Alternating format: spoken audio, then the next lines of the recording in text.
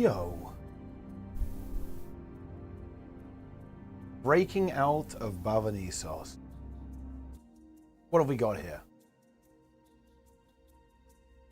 Oh no. Ooh.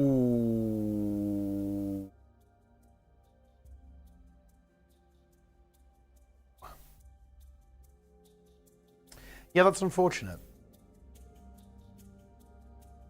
Anyway. Hello, everyone. Well, okay. Hold on. Everybody just relax. Everybody relax. I think we should actually wait until the 8th. Because it looks like that it might be a situation where they actually do like an actual tease on the 8th. Because apparently the PC gaming show is on the 8th. Rather than today. Just a couple little trailers today, not a big deal. Bet in 15, yeah, I'll probably go do it. Yeah. There won't be anything on the 8th.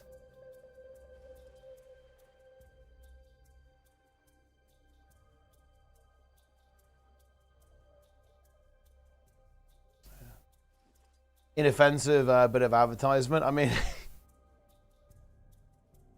people are melodramatic. I mean, I think you're missing the point, but I also do agree. I don't think it's the biggest deal in the universe. But I mean, look, people are looking for hope right now, post-Panic Pete. People want hope. That's what people are looking for.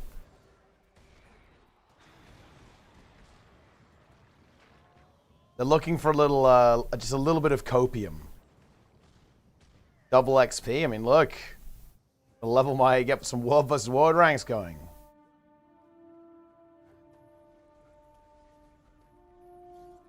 Incredible. Yeah. Back on the grind, exactly. We got that double XP. How's that not good marketing? Well, I think people are critical that they didn't really show, you know, like the current expansion or the next expansion. Yeah. But look, they might do that on the 8th, guys. So we'll have to stay tuned.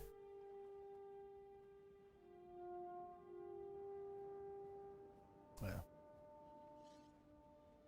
They also didn't show Guild Wars 3. What's up with that, guys? What was the Guild Wars 3 promo?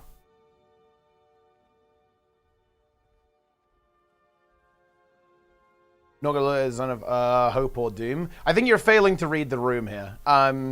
People, I don't disagree that it doesn't really mean anything whatsoever. But you're refusing to acknowledge what you're refusing to understand why people have reacted the way they are. Well, or you're acting surprised that people are reacting this way. But it's not a surprise. In fact, if this is a surprise to you, you haven't been paying attention, right? Like this is a perfectly expected response given the current state of the community morale.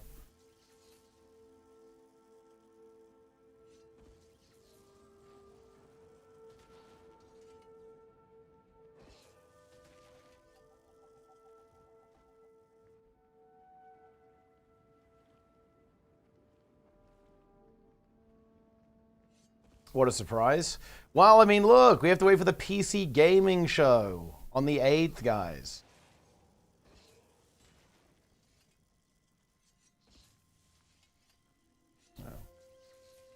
What would they miss on this release on the 8th? Well, I don't know. I don't know how it works. Might some get people into yeah, but wait, guys, oh my god. Dude, can we just not talk about this? Like, I don't think people that, like, I'm gonna be real, guys. People are not capable of having this conversation.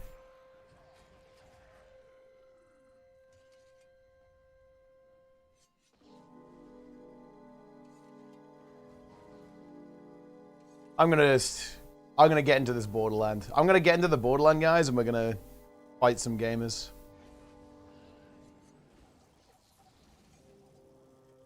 That is what we're doing. That is what we're doing. And I did leak Darren's video. I actually thought it was public. I was on my phone, so I didn't know if it was unlisted or not. But then I unleaked it. We're good. This or yesterday is an everyday subject? I mean, no. This is the thing. Like, I do have a plan for this. There's a reason why I didn't stream early. You know, you might be thinking, Teapot, why were you not farming the drops? It's like, bro, I just don't want to talk about Guild Wars 2, man. I don't want to talk about this game. Oh, man. I do not want to be a part of this. I do not want to be a part of this, man.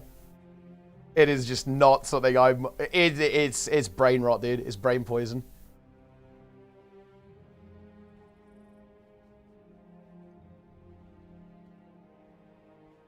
It's a mountain out of a molehill. Well, look, with all due respect, I think you're completely wrong. The reason why people are upset is because the reason why people are upset is because they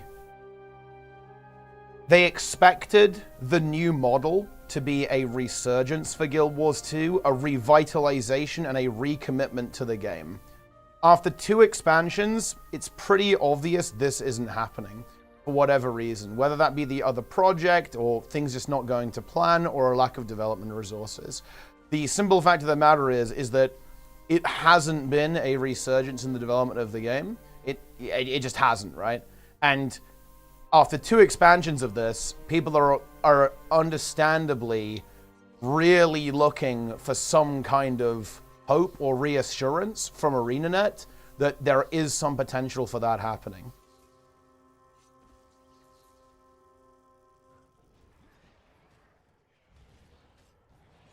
I will be making a video on this topic actually, but I'm not really going to be talking about the issues as a whole. Look, I'll give you a spoiler, guys. I'll give you a little bit of a spoiler. I'm going to be asking ArenaNet a question, and I think this is the question that needs to be answered. Is there an X-Pack 7? Right? Like that's what I want to know right now. That is what I want to know. Are they making another expansion for Guild Wars 2 after this one?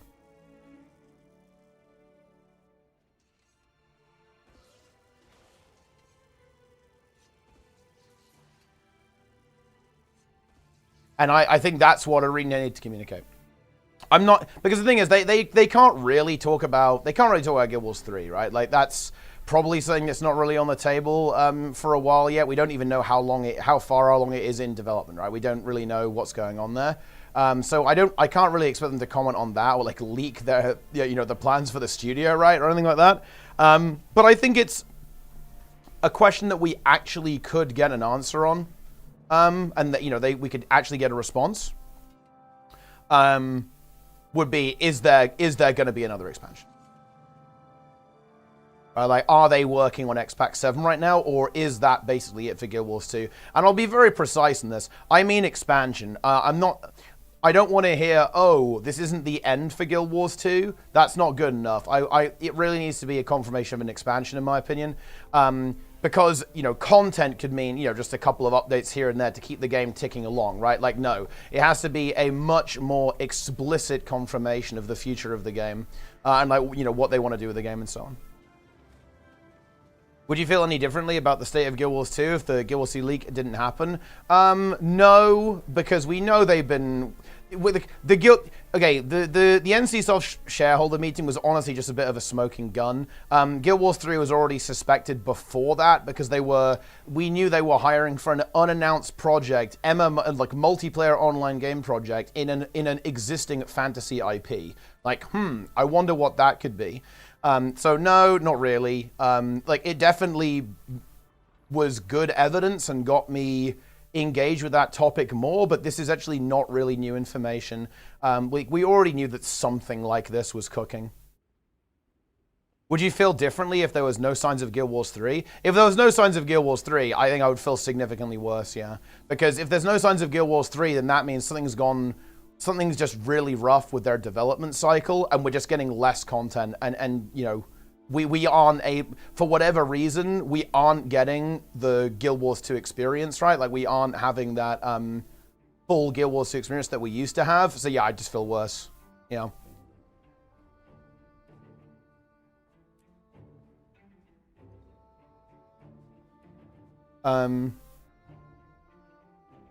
You don't see the first trailer of a major game show over half decades design? Yeah, I'd say it's a pretty good sign. It's a pretty good sign, but I mean, look, you know, it would be kind of nice if they were showing off like the most recent expansion. But I mean, look, you know, I don't think it's a sign of a resurgence. No, I think it's a sign that, you know, they've at least hopefully modernized their approach a little bit. You know, we're getting there, baby steps.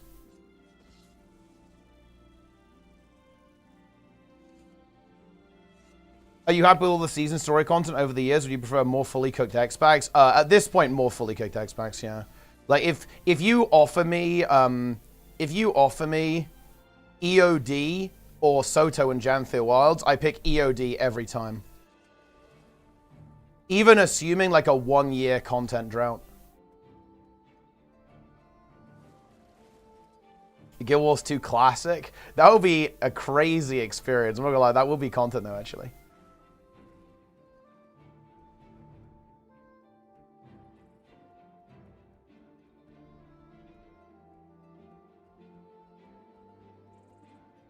With updating isn't content, a lot of things are completely out of date. Like burning Deathmatch Shadow straight through wrist augers, yeah, for sure. Whether it means into Guild Wars 2 or on Comrade, who knows? Yeah, I mean, I'd like to think that. But I want to see the fruits of that investment, though, right? Post Panic P. That's the problem, and that's why people are rustled. It's why I want to actually understand where ArenaNet's at as a studio, and I'd actually really like them to communicate where they're at as a studio. Like, in my opinion, we need a studio update. I want ArenaNet to communicate what are we doing, like what is the plan with Guild Wars 2. I think it's going to be a tough conversation, but I think it's a conversation that absolutely needs to happen, because. I mean, I don't know what to tell you, right? Like, it's not working, is it? Right? Like, I hope I'm not coming off as dramatic. I'm not trying to be, right? I don't think I am being either, right? I feel like I'm being pretty level-headed here. It ain't working, right? There's no question about that. Whatever we're doing, it's not working. So I just want to understand like where we're at.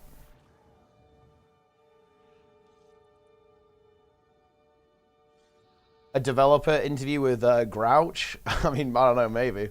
Who knows?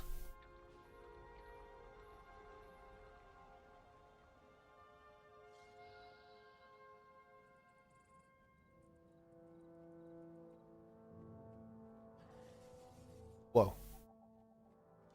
Or is that how the release of Aeon 2? I would imagine not, no. I think that, you know, they probably evaluate each game on its own merits. How do they do that without revealing Guild Wars 3? Again, it's very difficult. I think ArenaNet's in a tough spot, for sure. I don't know how they would handle that. On Reddit about the trailers, what's amusing me? Yeah, but I like, okay, yeah, but the thing is that...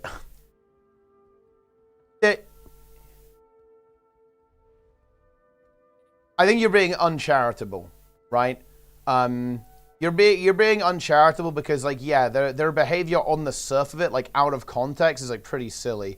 But like, given that I would say the latest Guild Wars 2 update that was supposed to be the grand finale of the expansion has probably had the worst reception in the game's history. Like, I think you can understand why people are a little twitchy right now. And also, there's a lot more context here as well. There's so much more context here. Oh man, like this. I think a really important piece of context is that this has happened before. Like, Guild Wars 2 is an old game.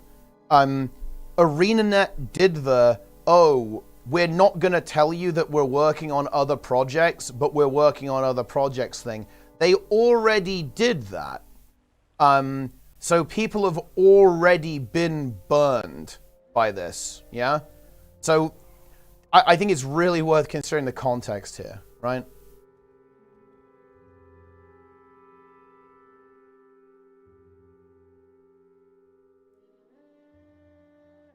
Boom. Hello. Welcome, learn something. I'm not sure if we can get to this keep in time to save it. Living World 4 era, I think it's worse now. I agree. I think morale is worse now. I don't think I've ever seen morale lower for Guild Wars 2. I think this is worse than Icebrood Saga and worse than the Tunnel. The Tunnel wasn't even that bad in my opinion morale-wise because people were like, okay, yeah, this patch is going to be a little bit scuffed because they have to like recook after they and go over to this new model. Like they even communicated that pretty much. But this is the thing, right?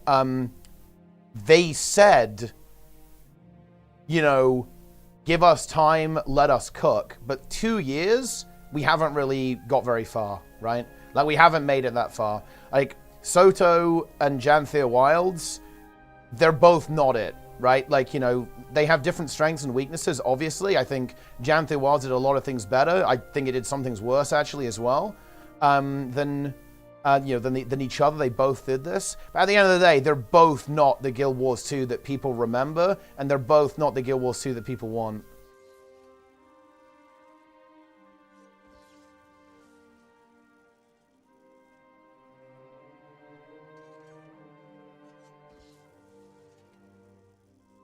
Who did they fire? That's what we need to bring back. I don't think it's the dev. I don't think it's a problem with the devs.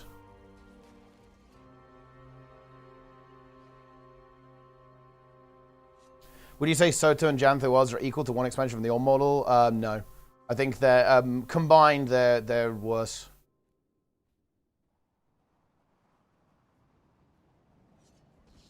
Yeah.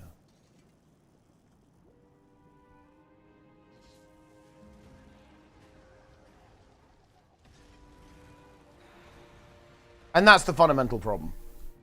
Right, like, that's the issue.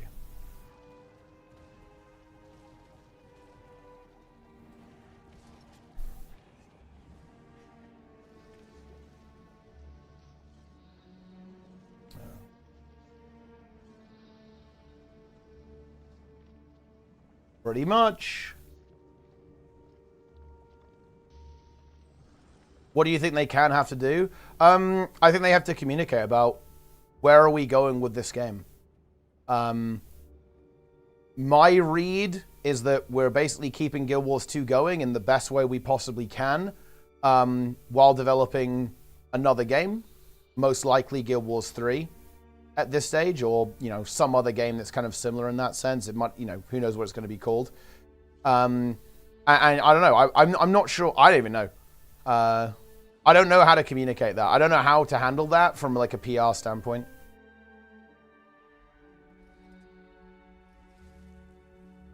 Do you think it's savable?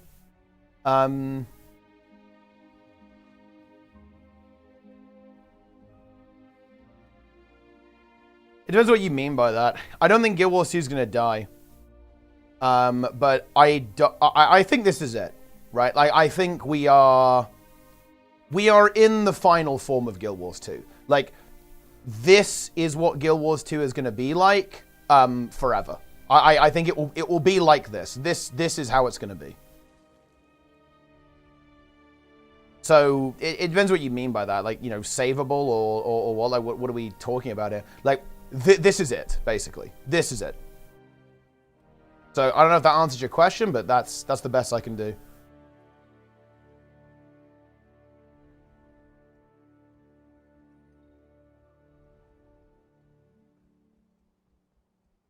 Incredible.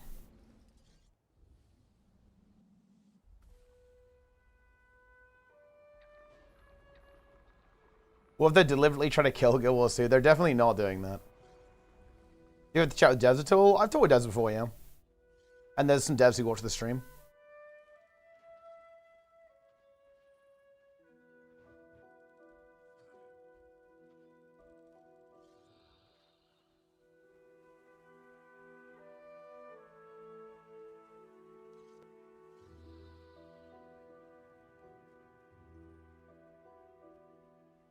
Yeah. Incredible. Guild Wars 3 is not an MMO. I think it almost certainly will be. Or, whatever they're cooking. Again, it might not be Guild Wars, right? It could be, another IP. But, I mean, I'm not gonna lie, I'm pretty sure it's Guild Wars 3. while they're getting in here. Announce the card game on Sunday? Yeah, maybe they would, actually, yeah.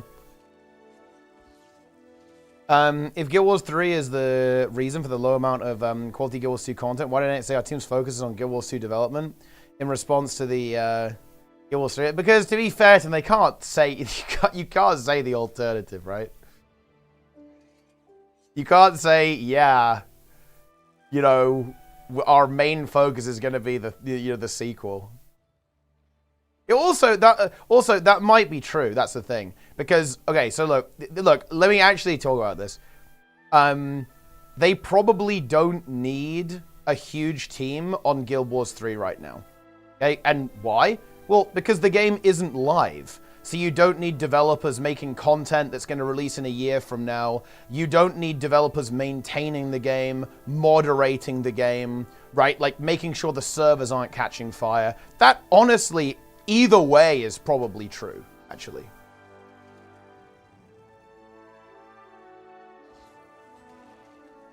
Just because of just, you know, obviously like developing a new game, you're not going to need as many people, right, on the team as actually maintaining an existing, you know, like full-blown, like inactive development game.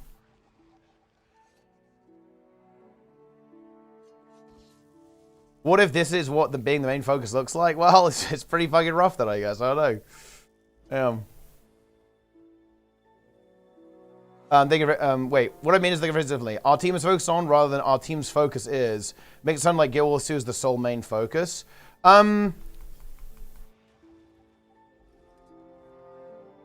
Yeah. I know what you mean. And, you know, honestly, look, yeah, for what it's worth, I do actually think there is some room for criticism on ArenaNet's communication on this matter. Because, look, I'll say this is definitely what I thought. Like, my interpretation of what was going on with Soto and Janthea Wilds is that we were, you know, essentially, yeah, we are going for a model that's going to allow them to deliver, like, more content. Right? That was my understanding. Like, that was my interpretation. And yeah, I think ArenaNet may have slightly played a little bit fast and loose with what's actually going on. Like, for sure, yeah. There's room for criticism there, I think.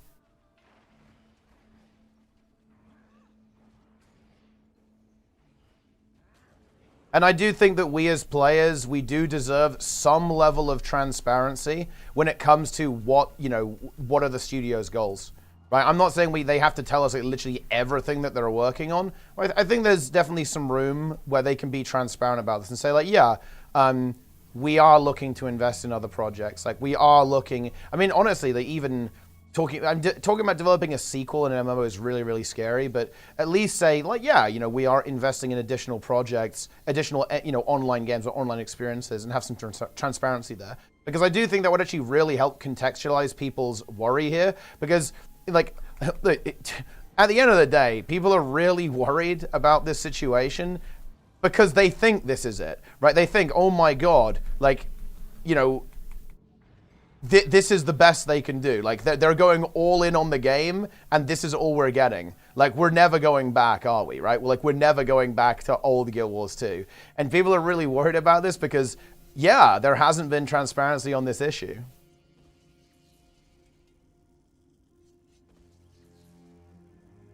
I mean, look, let's not go too crazy, Slint. Like, Guild Wars 2 is not shit. Like, I understand people being frustrated with the game. I think that's absolutely fair. Right now, I think, you know, that's valid. And, you know, even a little bit frustrated with ArenaNet. I definitely agree with that. Like, for example, one bit of communication that I find really troubling, and by the way, this is where you have to be realistic here with this. I feel a little bit let down that they said that the Convergent CMs were going to require more group coordination. I know that's a small thing, but that's not true. That's not really an accurate statement. I feel let down by that.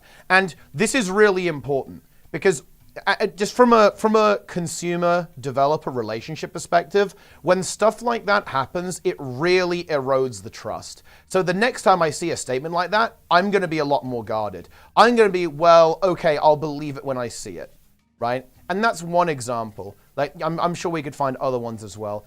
That is troubling to me. Like, what is going on there? Now, I want to be really clear, by the way. The people who write those posts aren't the same people who make the game. That could have simply been a communication cock-up, right? Like, you know, that it could have been, well, they just said, you know, that was how it's supposed to be. It didn't really turn out that way. Obviously, could indeed be the case. You get what I mean? Like, there's ArenaNet have a big communication problem, in my opinion. A really big communication problem.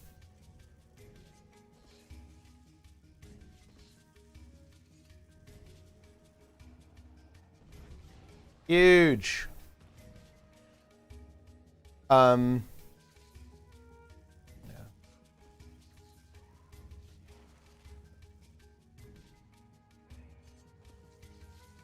Are you still defending them when they don't even listen to the community? Because I don't think that being angry and being mean to people online is very productive. I think if we're going to discuss these issues, we should discuss it like I am, like a fucking adult. Yes. We shouldn't say, you know, they're shit or they're useless. We should say, yeah, okay, I feel a little bit betrayed by this. I feel like I want to see more transparency here. I'm not sure what's going on at the studio. That feels really, really bad. I think we as the players deserve that transparency as we're dedicated to this game. Like, we love the game. We've played it for years and years and years. So yeah, I think we do deserve some level of insight into the future. And that does include, to an extent, if the studio is looking at other projects. Am I wrong here?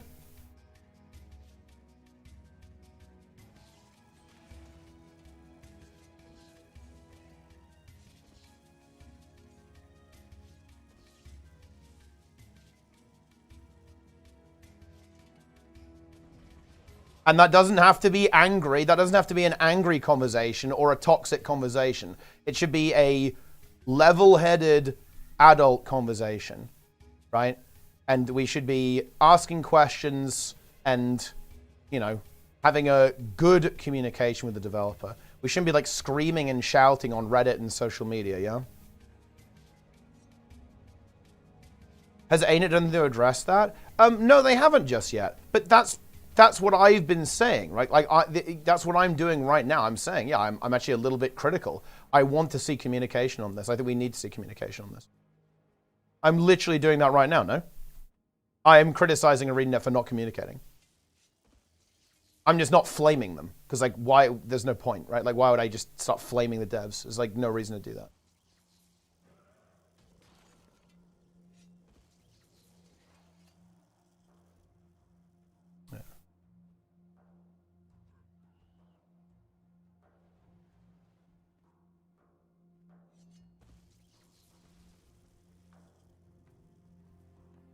Incredible. It was nerfed to oblivion. What followed natural? I don't actually agree with that, Pelvis Presley. One of the things why I was actually really excited for convergent CMs was because it's supposed to be hard, right? It's something that you opt into. It's an instance. You can organize your own group, and it's completely optional. You know, there's no reason.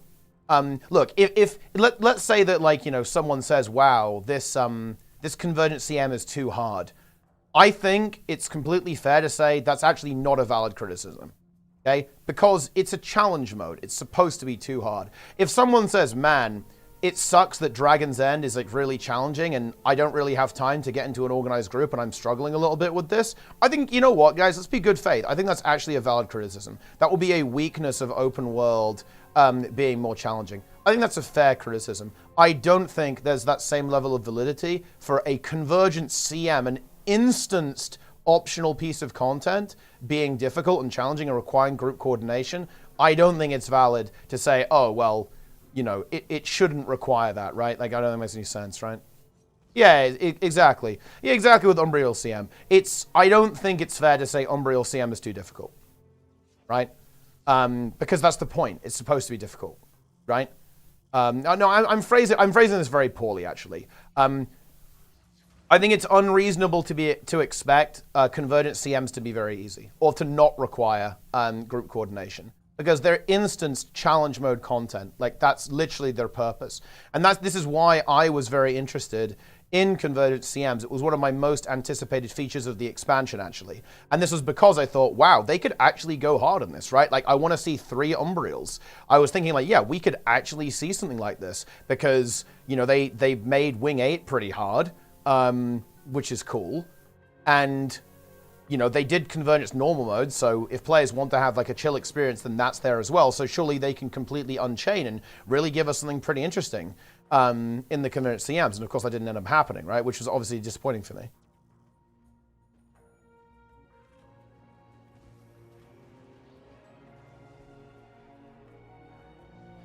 Same people say that From Software games should have easy mode. Well, I mean, I think that's like a really interesting one, to be honest, because I don't want to get into this, but I think like there's actually a conversation to be had around this. But I think it is actually a lot more nuanced, right? Because like when you introduce stuff like difficulty settings, like you end up essentially attracting a different audience, and that can change the culture within the game.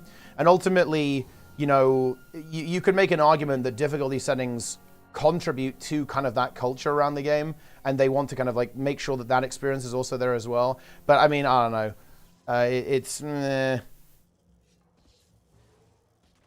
Personally, I don't mind. I think it's possible to have like a really difficult game and it to have difficulty settings. But I don't think you should, you know, no dev should be obligated to put something into the game that they don't want to. But like, here's an example, right?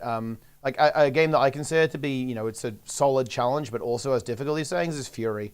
Like Fury it's not exactly a Souls game. It's more of like an action difficulty simulator, I guess, that has like a bunch of boss fights in it. It's a difficult game, right? That's what it's supposed to be. It's supposed to be a challenging game, but it also has like an easy mode as well in the story mode.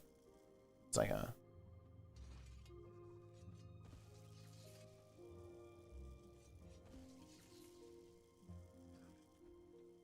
so it's, you know, like my take on like the whole Souls difficulty game is it's more complicated. I think there's a lot more. I think difficulty settings are a lot more important in multiplayer games. I think in single player games they're a little bit less important. For example, I think it's really important that MMOs have difficulty settings, or at least like the initial level of difficulty is very accessible. So that, you know, like everyone can kind of get involved in it. And you're also reliant on other players, so it's pretty important that everyone can access this stuff, in my opinion. Or in some way anyway, right? But in single player games, I think it's like less important. I think having a unified experience in a single player game, especially because you can kind of learn it at your own pace, I think is, you know, it's less important to have that stuff.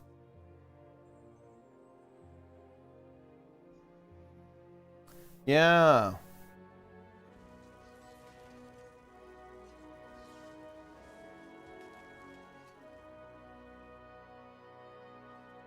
The community is having a meltdown. Yeah, I mean, look, the last 2 years have been a bit fucking rough. What can I tell you? Because look,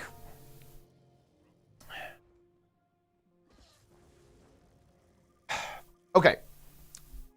So why? I think it's important to keep in mind why people are upset. The reason why people are upset is not because the entire expansion was bad, because that's not true. There are great things about Janthir Wilds, right? Especially in the initial patch, like the initial drop was pretty strong. Had its problems, but it was strong. The problem is that the model doesn't appear to, or rather, ArenaNet do not appear to be able to kind of deliver the full-bodied Guild Wars 2 experience outside of that first drop. Very notably, there was no map in the first episode. The amount of story was pretty low. There seems to be some difficulty with the writing and actually fitting a complex narrative within a relatively short time frame.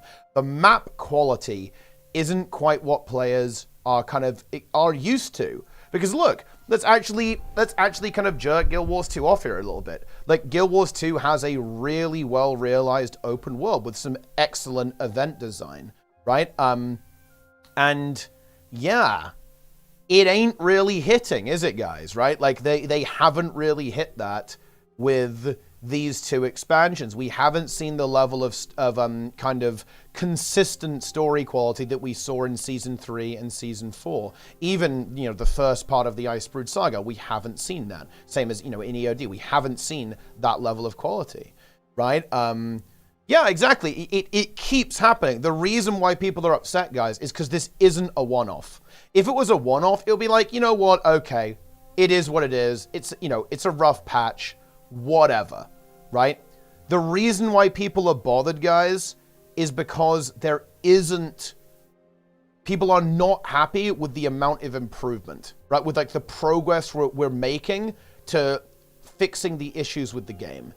That is the problem. It's not that there's a bad patch. Every game has a bad patch, guys. WoW's had bad patches. 14's had bad patches. RuneScape's had bad patches. Like, name any game. They've all had rough patches, right? Obviously. But that isn't what we're talking about here. That's not what people are upset about. People are upset about the direction, right? The direction of the game and where it's going and what the weather forecast is. That's what people are bothered by. Oh, shit. I'm a roaming scenario here.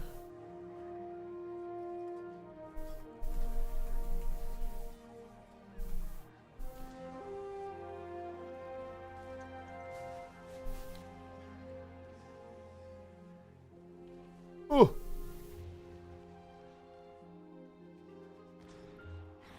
Resident Evil announcement. I did, yes. There's a lot of horror games today, or at least when I tuned in there were.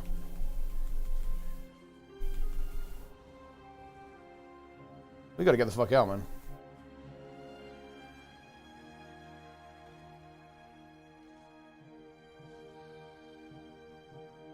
How's the fractal compared to Air Park? Is it worse? It's very different. It's not really a boss-oriented fractal. I'd compare it to Volcanic Fractal, actually, so I'd say it's solid. Game of Thrones RTS? That's actually crazy. Get me out of here. Oof.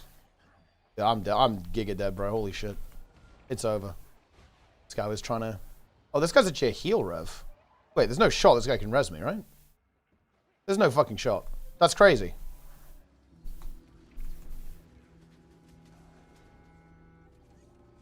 Heal rev me, bro. Dude, honestly, with a heal rev, I think we can actually kind of fight this.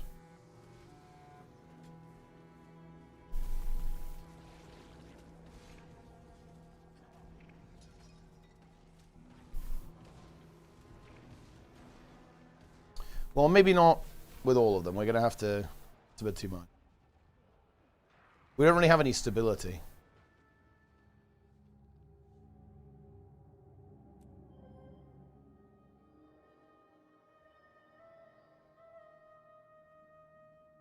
Red back up in the heal god. It's on the 24th. And honestly, I'm not entirely convinced yet. I'll have to play around with it when it drops. The boon access, I think, is still pretty mid.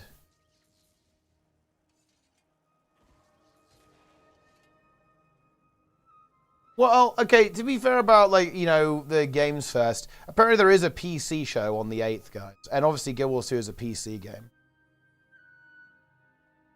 So it might be worth a wait, yeah?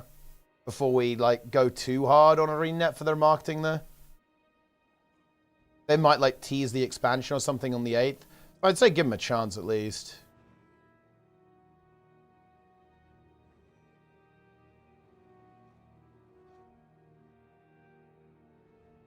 How about an old school version like OSRR did for people massive it against EOC? Go back to the homeworld and the Tyria HOT. Well, I think the interesting thing about that, if you love it, is that I don't think that the current audience of Guild Wars 2 would really want that. I'm pretty sure a lot of the thing, like Guild Wars 2 used to be a much more hardcore game. That's the thing, and the Guild Wars 2 audience really isn't that way. So it's, I don't know.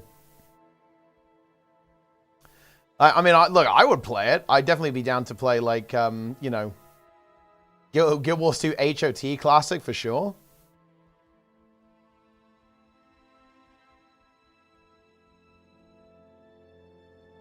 Incredible.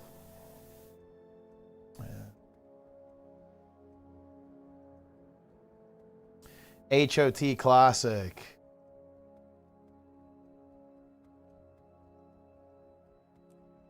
Was HOT much harder? And there was just like a lot less power creep, you know. So you weren't as overpowered back then.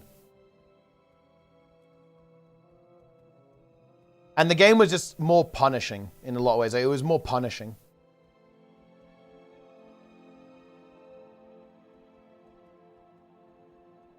Those chests in the inventory, oh, they're just these ones, like the Chest of the Mist.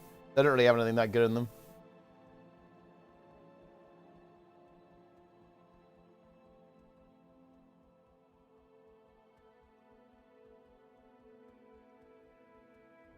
Incredible.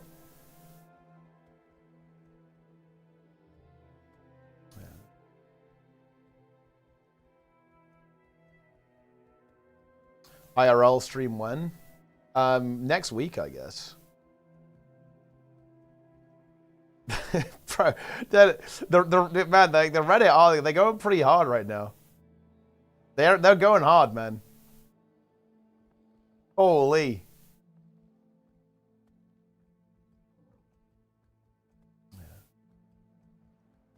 Are they actually? And that, it's a slight overreaction, to be honest, but yeah, it's I guess it's not entirely unsurprising. Bro, they're going hard. Listen, like your nuke had better be pretty intense, Darren's, because the subreddit is nuking hard, bro.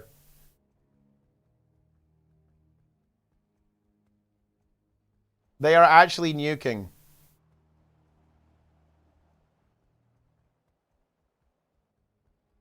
Positive, honestly? Bro, the title of the video is Content Nuke Guild Wars 3.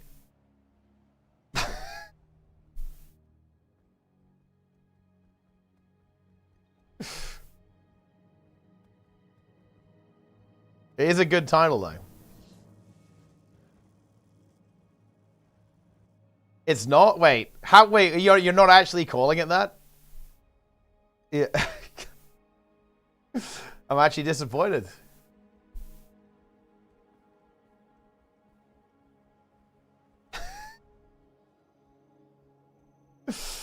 Oh, man. Magrest.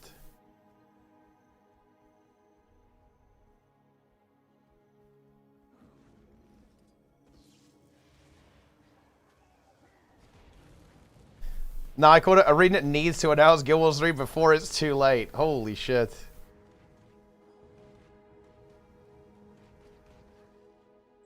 That's crazy.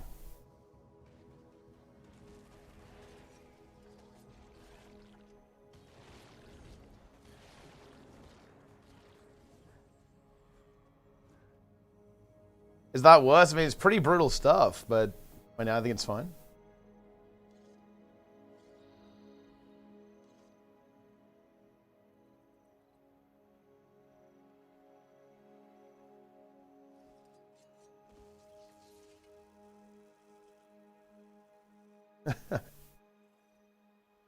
Oh man, that's funny. I'm already fully converted to WoW from a full Guild Wars 2 nerd. I'd lie, you can welcome to the club, I guess.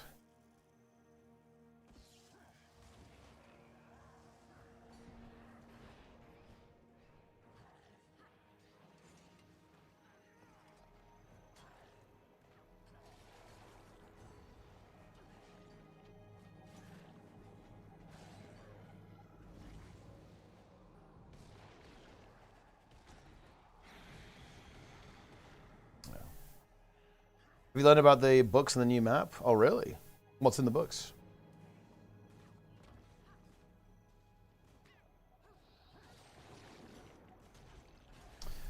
Doc leave? Oh, well, I'm afraid you better get used to it, Keldon GG. After I'm done with the drops. I need a little bit of time, actually. A little bit of time, but we're doing some degenerate WoW grinding over the next couple of months. It's gonna be good. I'm ready. I'm probably gonna be doing like 60. Well, dude, I might try to go for a 100 key week. That might actually happen. It might happen, guys. We have to do some pretty serious fucking grinding. And I'm gonna start pushing as well. I think I'll start pushing in 0.7, around 0.7 toast. So you better get your fucking ass ready to go, bro. I need to see some arcane mage from you. 100 key with me? Yeah. I've been slacking, obviously, because I've been farming these drops. But it's coming. It's gonna be, the 100 key week will begin.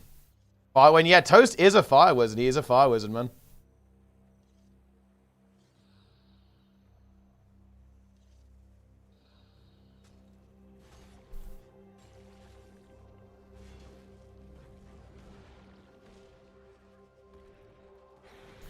Plenty of people playing WoW doing daily by them. Of course, I mean, of course, yeah. But actually, no.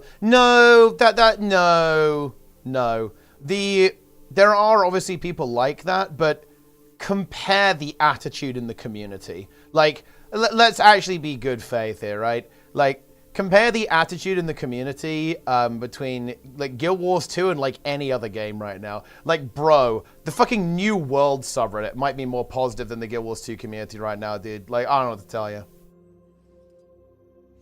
WoW has been a bit silent? I'm not sure about that. Bro, they just dropped like an atomic bomb, like on the fact that they're going to be like changing how add-ons work. They literally dropped like a fucking nuclear bomb on the community like last week or something.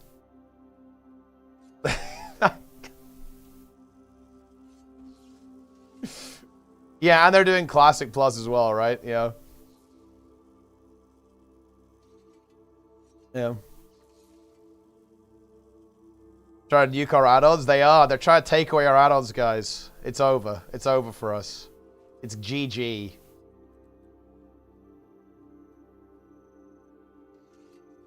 But I don't want to talk about WoW, guys. I want to talk about WoW. New World might be too far. I mean, look. Let's see. Wait, are they? Let's see how happy they are. I mean, you know what's actually fucking funny, bro? The subreddit is actually too dead to even, like, determine what people are thinking about the game. I actually love that. That is so fucking funny. Bro, 7 upvotes, 2 up... Oh, my God. You, guys, you hate to see that. Like, you do not like to see this, my friends. Yeesh. Yeah.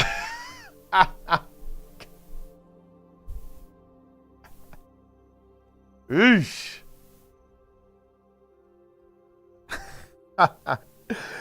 Oh, they beat the worm in HC. That's pretty hype, actually.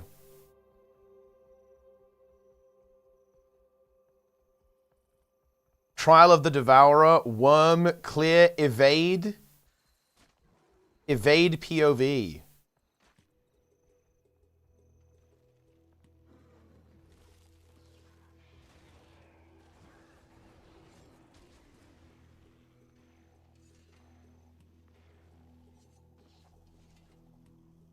They killed Doom in HC. Yeah.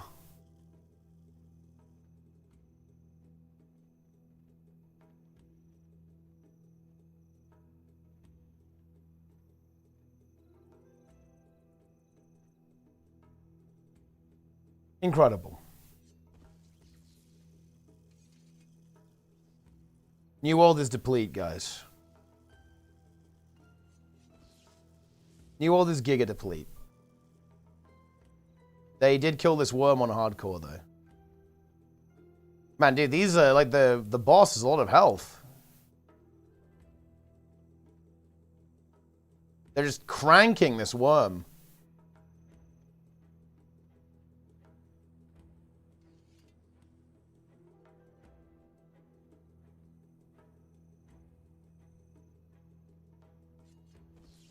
Bro, listen, okay?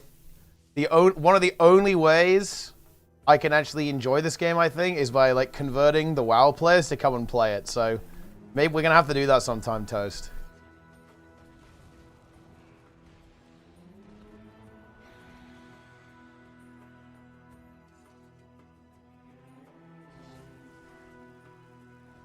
Maybe after the after we beat the next boss, huh?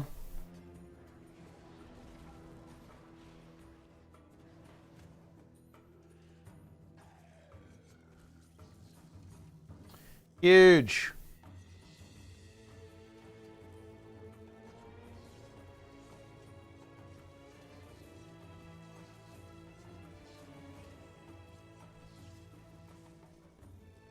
Everyone knowing zero is scary. Yeah, but that's the best part, though. It's content. It's honestly pretty easy to get to grips with Guild Wars 2, though, to be honest.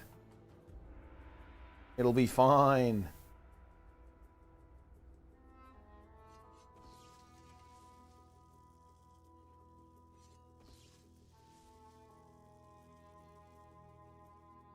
What phase is the subreddit in? The subreddit might even be in phase 4. I know most of you guys are probably still in phase 2, but the subreddit is in phase 4 right now, guys.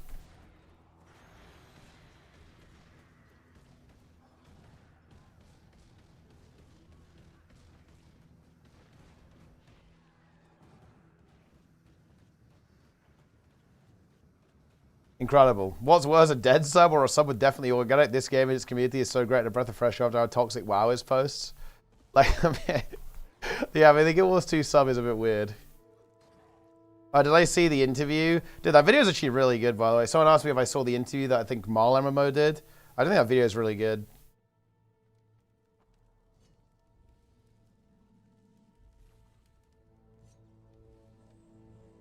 Well, exactly, yeah. Exactly, Darren's right. Like, yeah. The reason people are upset is because they were coping, right? They were fucking coping so fucking hard.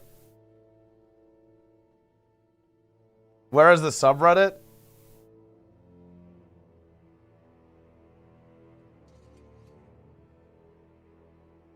I mean,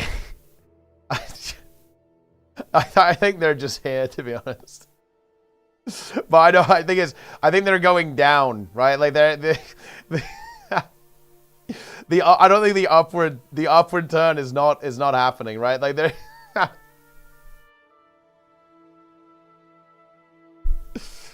oh man.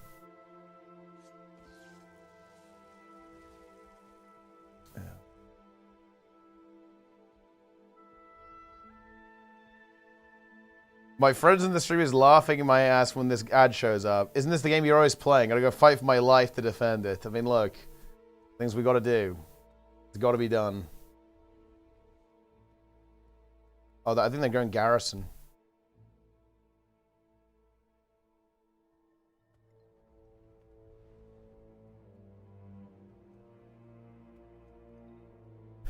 On the game, it moderately popular with an expansion release. Why Jump the World's kind of good. They still don't know what to try the game. The death of the Jump the World's over the cliff, and they went trying for another big. I mean, I do think there is actually an element. There is an element of that. There's an element of truth there, right? At the end of the day, their highest engagement is going to be early, right? Like the longer it goes on, the lower the engagement's going to be. So coming in hot is absolutely, really good, right? It's really good to like come in hot for them.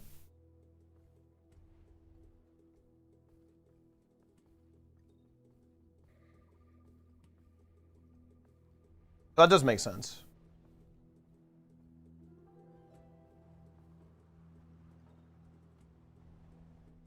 But it would be nice if it maintained. Oh, and the XP boost is cool. Again, like I'm expecting that maybe something's going to happen on. They might show something else in the PC gaming show, right?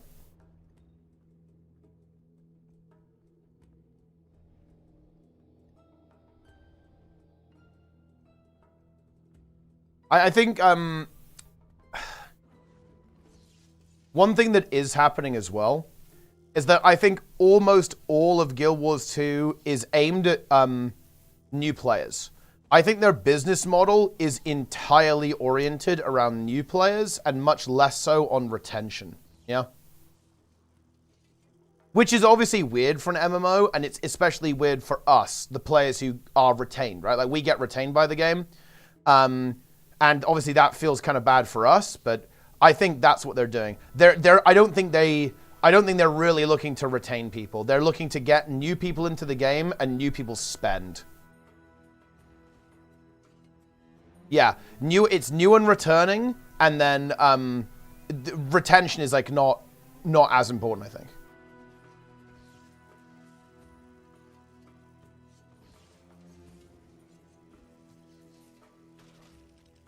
Current content is nothing new, but the current one, what the current ones, yeah. But I would say that, well, depending on how you interpret that, Bloom, I'd say that's exactly what you'd expect then, right? Because if we're talking about the current content, as in the content now, then yeah, I'd agree with that, right? Like, this content is basically to keep the retained players tided over, right? But I think that content looks pretty damn different to what the expansion launch looks like, right?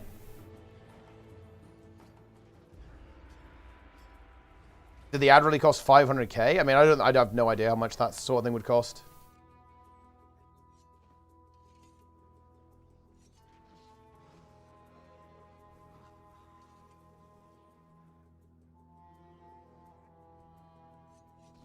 Is ArenaNet not the type of company that drop a what we're working on type of post to response to this, or are they silent most of the time? They're usually pretty silent on stuff like this, and I think it's really hard for them to drop a post like that because it's very difficult for them to communicate around this, in my opinion, because it's like the position they're in is weird. Like, they're making another game, and that's probably straining their development resources. And how do you sell that? Okay, so think about this, guys, right? If you're a Guild Wars 2 player, right? How are you going to feel when the dev says, yeah, you know that game you really like and you want us to go hard on? Well, yeah, about that. It's impossible. Like, how are you supposed to communicate that in a way that's like not going to make people angry, right?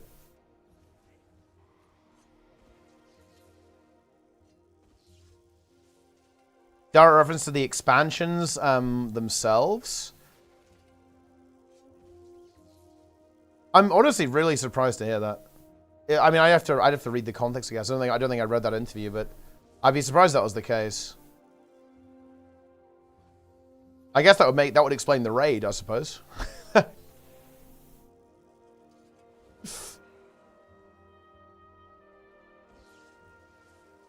We think long-term builds spend less. I think this is true with everyone, with every game, actually, not just Guild Wars 2. Yeah, I think when you're new, you play more and spend more.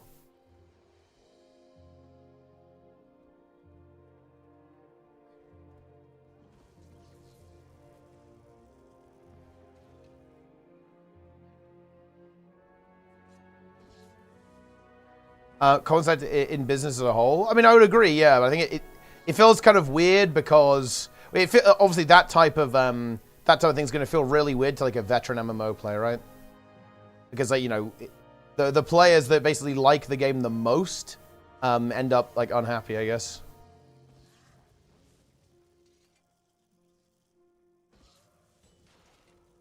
Trig needs to say it's over on a balance stream. Honestly, maybe.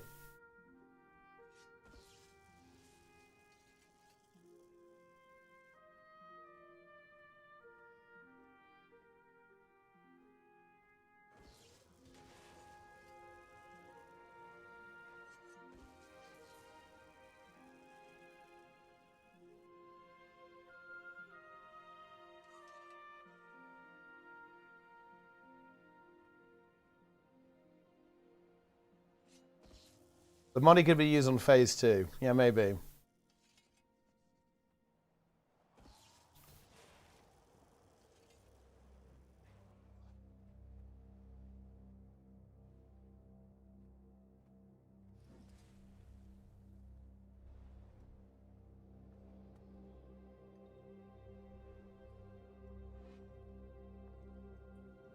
Bridging system. I can see the guilds are announced being a net positive in all regards. Yeah, and they'll definitely have something like that. And I do think actually that announcing Guild Wars 3 could actually benefit Guild Wars 2.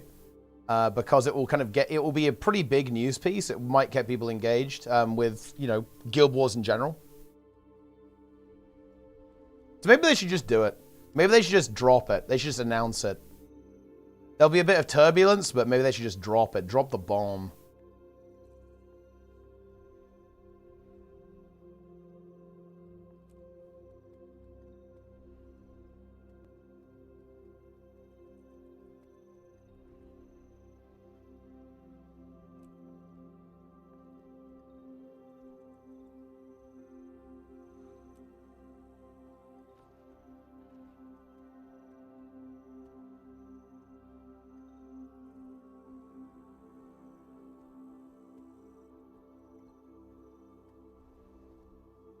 We've got the free-to-play game, the core game, which is really how we do most of our user acquisition, how we actually bring people into the universe. We have expansions for our core player base.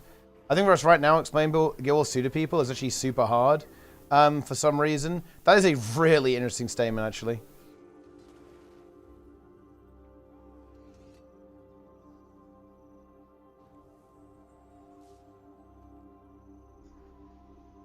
That is a really interesting thing to say.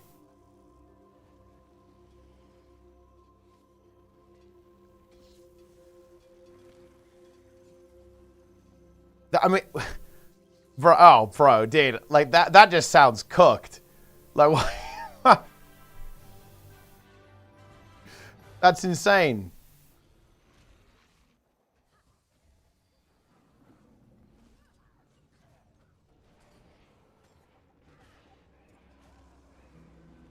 Boom.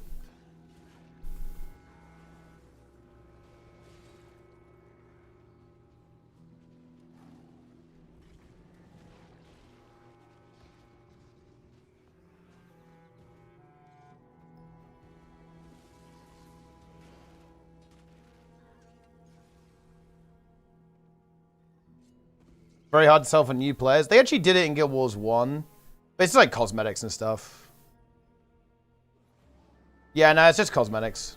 Like a title and shit.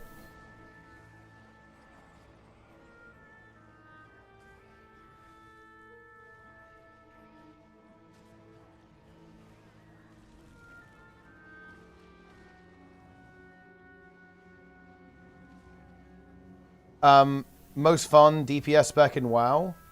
I don't know. You got to try a couple out, I guess. I think Mage is pretty fun. The Magus. If you want something that's a bit more like Guild Wars 2, just play any melee spec, though. Like, melee specs play very similarly to Guild Wars 2 in retail.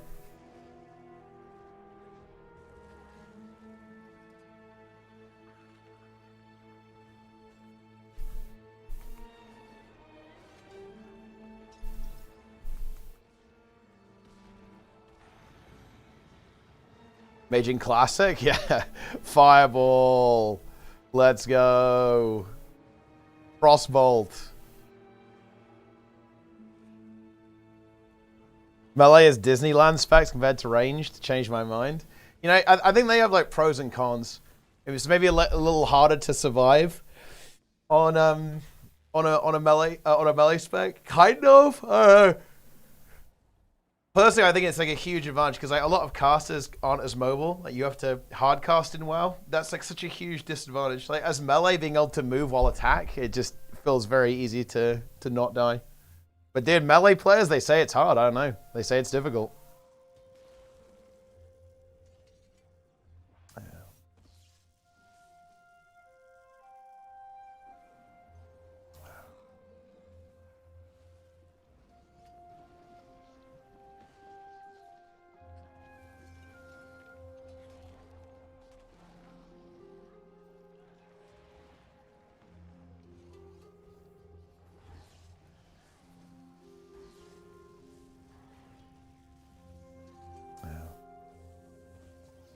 So who knows?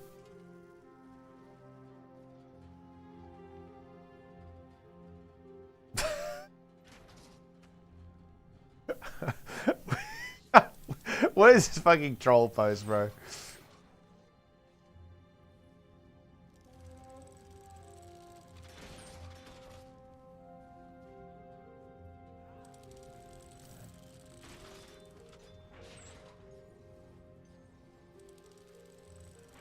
Incredible.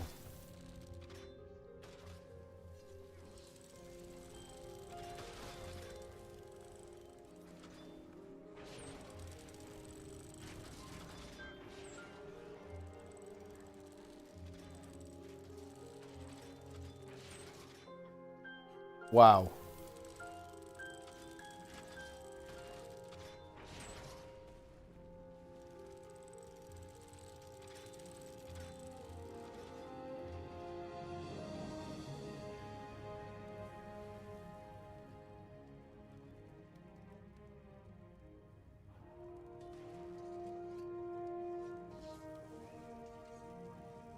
Why did you re-enable XD?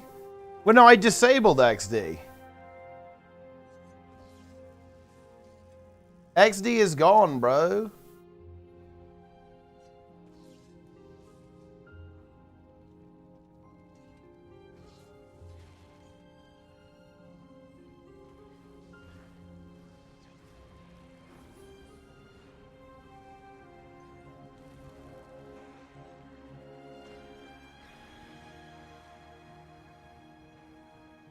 It says over in the chat overlay. Oh yeah, because I have to reload it to get rid of it. But no, well, look, you can enjoy it. I'll leave it there. You can enjoy it.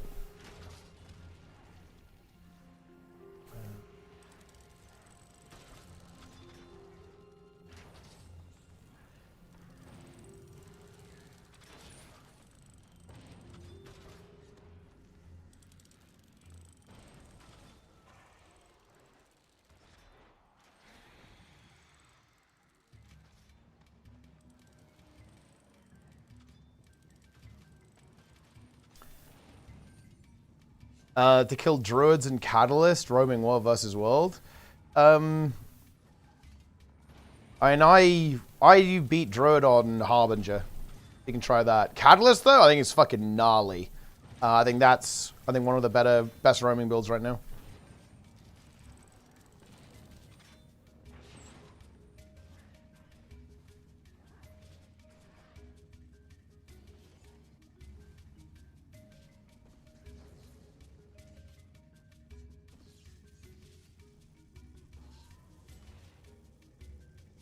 Outside of that, it's cheeks. I think if you're just willing to put in effort, it could be really fun. Like, I bet M+ pugging is really fun if you actually, like, force everyone to get on Discord for every key. Then you actually get to meet people, you know? I think that's pretty hype. And also, you're going to have way less toxicity that way, by the way, because I guarantee you people will not flame nearly as much if you actually get people on voice. It's, like, very easy to flame people in text. If you get people on voice, it will be more of a wholesome experience, I think. Yeah, I agree. Now, playing with the boys is way better. I'm actually really excited to play M+ for the guild, actually, because we have so many people who are doing high keys. Like, Scott is doing high keys, Jay is doing high keys, like, Tren is playing high keys, Toast is playing high keys. Which you have a lot of people doing high keys. So I'm actually, Zillion's doing high keys as well, actually. And it's actually going to be really fun. It's going to be really fun to actually play, like, multiple roles in high keys. I have my Death Knight is going to be ready.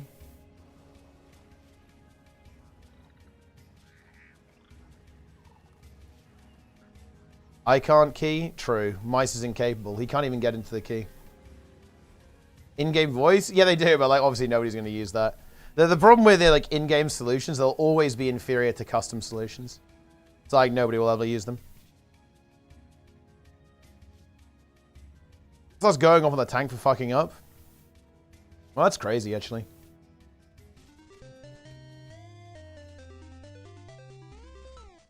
So on Insta gets a bit awkward sometimes. I mean, oh no. Look, I'm actually going to be like really soy about this, but like if you get mad at that, honestly, it's just, I don't know what to tell you. It's actually a sign that you should personally improve. Like if you like this is a really key thing with understanding mistakes. So let me tell you a really important cognitive bias, guys. This is really important for understanding multiplayer games. So when you're on a team, let's say you're on a team with 5 players, and let's say that you all make mistakes about the same rate. Like you all make a mistake every 10 minutes. Well, here's the thing. From your perspective, the amount of mistakes that are done by you is going to be 4 times less, right? Because there's 4 people making a mistake every 10 minutes, and you're only making 1 mistake every 10 minutes. So this leads to a cognitive bias where you can basically buy your own bullshit. And you go, well, I'm only wiping the group once every 5 tries, and these other players are wiping it, 4 out of the other 5 tries. But can you see the problem there, right? The problem is that that's also true from everyone else's perspective as well. Like, the importance is actually not how many mistakes you're making compared to everyone else in the group. It's very much a case of how many mistakes are you making compared to the average amount of mistakes that are being made in the group. And even if you are performing better than the average level of the group, it doesn't, look, if you get mad, it's not going to fix it. It's not going to help, right? Like, there's, especially if you're in a pug. If you actually start flaming people in a pug, I guarantee you it will not make things better. And as a result of this, like, you should actually view getting mad and flaming people basically as a sign of mental weakness. You should see it as a sign of mental weakness. Because if you're letting your emotions get the better of you and you start engaging in activities that reduce the success rate of the group, which flaming absolutely does reduce the success rate of the group, then all you're doing is just engage. You're fucking trolling, right? Like, you're literally trolling. You have completely lost control of yourself, and you are now making it worse instead of actually trying to fix it and make it better.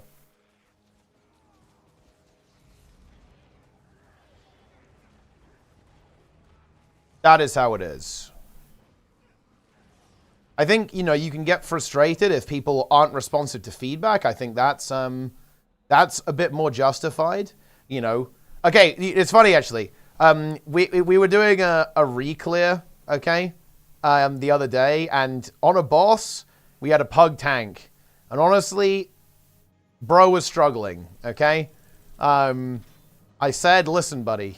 But I didn't say it like that. I said, hey, move the boss a little bit more, and we're all good. And I will admit this, okay? He was not cooperative. He was a little short with me. He said it's not my fault, and then he blamed us. He blamed the rest of the group. He was like, well, I guess it is what it is then. I mean, that's just the way it goes. And then I took over his mechanic. We killed the boss first try. So, I don't know. I guess I was right. Like, like,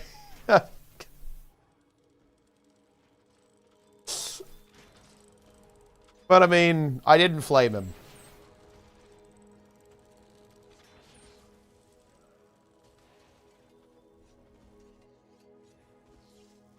Oh, man. Improve more on the pug keys as well. Argue less saying the keys is bad instead of improving on a spirit pool boss. Yeah, I mean, like, playing a team is infinitely better. It's, like, way more fun, for sure.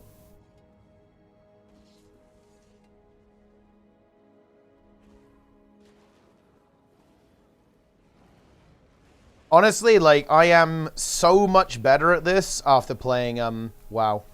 Like, it's actually one of the things that I really focused on and tried to get good at. Was like emotional control. I get way less frustrated and have a way better handle on this since I started playing Mythic Raiding.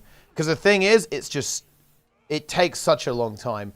Guys, me and Rayta were kind of going a trip down memory lane the other day. Bro, it took us 500 pulls to kill Farak. That is insane. Holy shit, that is wild that happened. There's no point in getting mad there. Like, if you get mad, you can't get mad. Like, you can't get mad there. You know what I mean? It's because you have to just stick it out, right? Like, you've just got to give people time to learn, right? To get the hang of it, right? Like, getting mad is a bad strategy there. Like, you cannot do that. So I think that emotional regulation is a really important skill. It's something I actually really value in Raiders. And, you guys are a bunch of fucking noobs. None of you are applying to my guild. But one of the things that I actually really look out for in applications is actually signs of maturity, right? Like functional human beings. A lot of people actually do include information about their job, for example. And when I see someone who has a job that would require them to be a functional human being, theoretically, I actually view that as a huge plus. Like, I'm 100% looking out for this. I don't want to play with children, right? I want to play with people who are actually mature, functional humans. And I think it's a huge part of like making your group successful is like having adults in the room. Yeah.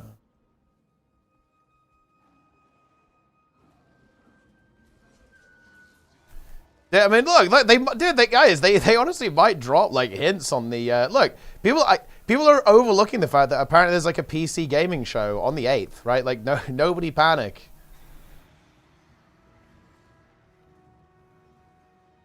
Yeah.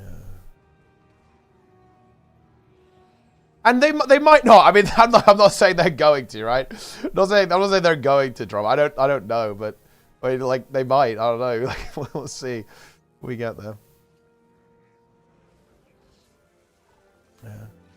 Was that the idea that ArenaNet made this trailer run in Summer Game Fest, paying what's probably 6 figures to bring game out to public conscious for an upcoming announcement mentioned already? I thought that was the first thing of when I saw it. I mean, that's like the purpose of all like advertising for sure, yeah. But I mean, they could have shown anything, right? They could have showed Janthir, they could have showed like more recent content, but and I guess they showed the core game because that's like the entry point in a way.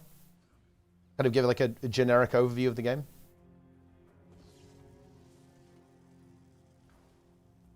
I mean, yeah, I obviously understand getting mad, right? Obviously, but you just have to recognize when that's happening, and control yourself.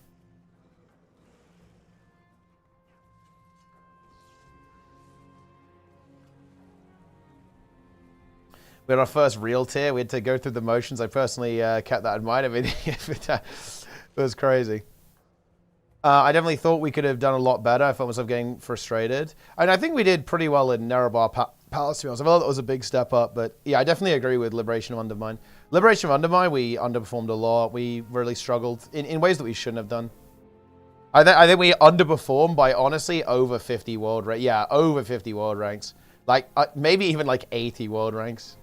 Feels pretty bad. But I mean, that's just the way it goes.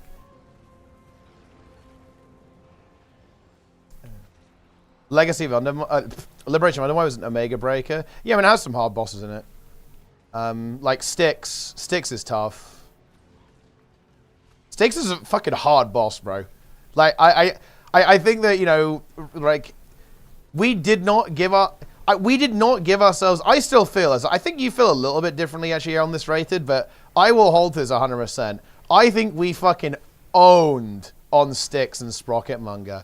Like, it would have been really nice if we could have killed Styx before the initial set of nerfs, and I really believe that we could have done, especially if we had like another session, like another couple of hours. I think we genuinely could have got it. But man, those two bosses were fucking hard, dude. Like, they were very difficult when we killed. Like, even when we killed, they were very difficult. I think we were one of the things that I found really interesting, and this was actually I think that this was partially my fault in the tier, actually. But I should have convinced people that we were doing well more. Like, one thing that was really tricky, or that I found to be tricky, was I think that morale was low very early on in the tier. I felt there was a lot of frustration building up on Styx and Sprocketmonger. And in my opinion, we actually did pretty well on those bosses. Like, not perfect, obviously, and maybe not as well as we would like, because, I mean, like, we'll never do as well as we like. You know, you're always going to want to do better and, you know, get even better rankings, of course. But, yeah, I don't think we gave ourselves enough credit, and I think that kind of pent-up frustration, like, really hurt us on Bandit.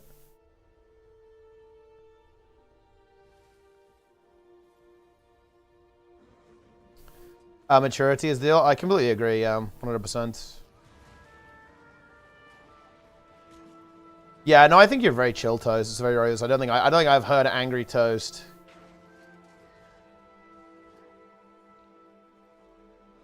Did you kill the giant slot machine? We did, yeah. That was the boss that we honestly struggled with the most.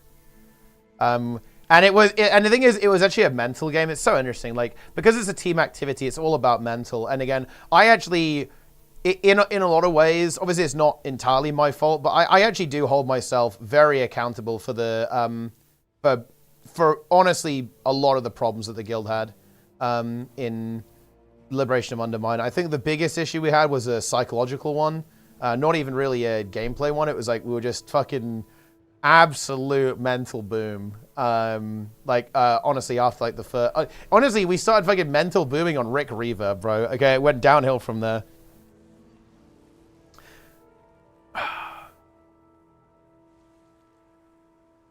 During Narabar Palace, yeah, I mean that's definitely yeah, it is what it is.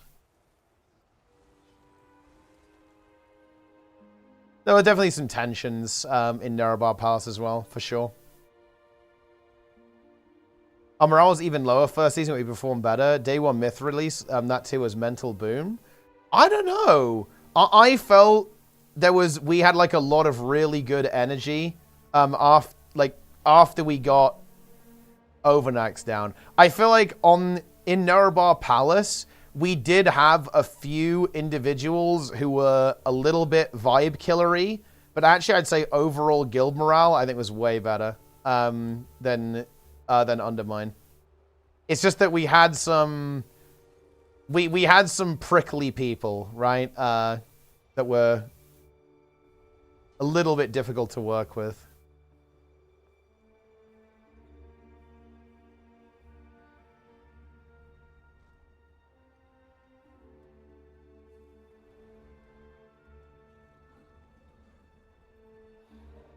Rather than their whites as yeah, no, 100%. No, I completely agree. And look, one of the things that I try to do is I always try and defuse that kind of thing a little bit. But I just didn't do it very well in Season 2, to be honest. I did it much better in Season 1.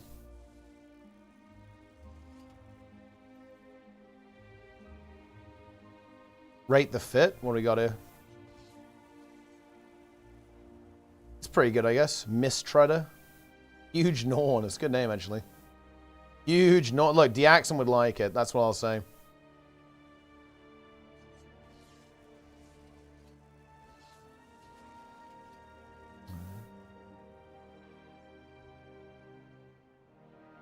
One thing that we've also got to deal with is, like, pars culture, to be honest.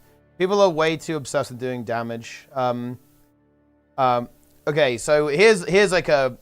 I really want to communicate to this guild. Like, straight up, like, here's a leak, okay? I'm straight up planning on doing, like, guild meetings or even, like, video messages to the guild because I prefer it over text. And also, everyone's a fucking Zoomer these days, okay? Like, if people want to, like, listen to me read the guild message or whatever, then so be it. Like, I'll do that. Like, do you know a really big problem? And hopefully this makes sense.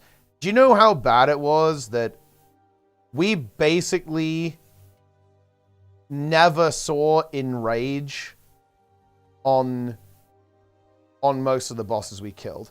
That, to me, is a huge red flag. You should always see the Enrage before you kill a boss. And honestly, maybe even a fair bit before you kill a boss.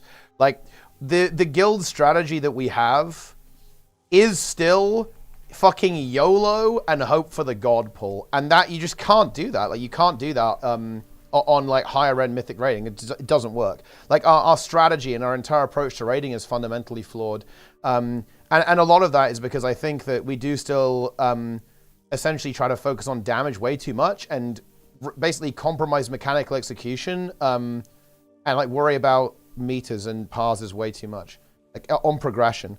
It's very obvious to me this is happening, and you see that manifested in the way that we kill things. I mean, think about Muggsy. Did we actually see Muggsy Enrage even once? I don't think so. I'm pretty sure we basically just YOLO'd it and eventually got a pull that just killed him. Like, I think our best pull was like 10%, and we just killed it after that. That is a huge problem. Like, that should never happen. Like, you should always see the enrage first, because that means you've actually completed the fight correctly, and now you can start to optimize your damage and kill the boss. And the fact that that doesn't happen with us is that's a bad strategy. Like, it's a fundamentally bad strategy. So we're gonna fix that. Yeah, no, I completely agree, Toast. Yeah, it's a direction change that I really want to talk about. Like, in my opinion, you shouldn't even be talking about damage. You should not be talking about damage until you've seen the enrage. And you know what's really funny, Edgy Meme Bear? This is actually one of the things that does baffle me a little bit. Because I see this in every MMO community, I think. I see this every single time. People say, oh, I want to be like the top guilds. But they don't play like the top guilds.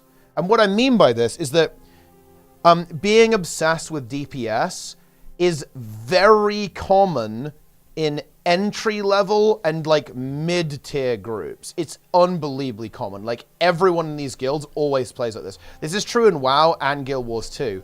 And what I think is really interesting about this is that when you actually watch good players play, they don't play like that. They don't. On progression. They do at the end of progression. Maybe that's where people get confused, is because when you see how they play when they're about to kill a boss, it is much more aggressive, right? But that's after they've essentially mastered the encounter for all intents and purposes, right?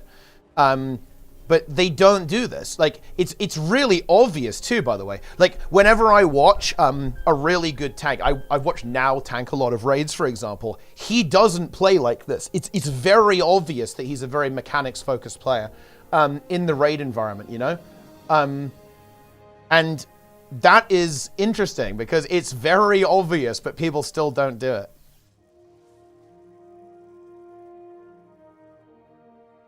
Yeah.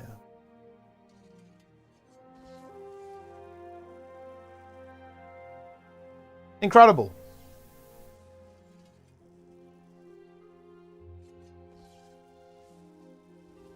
Will you be raid and guild leading? Yes. Although I might have some help with the raid leading. Oh, shit.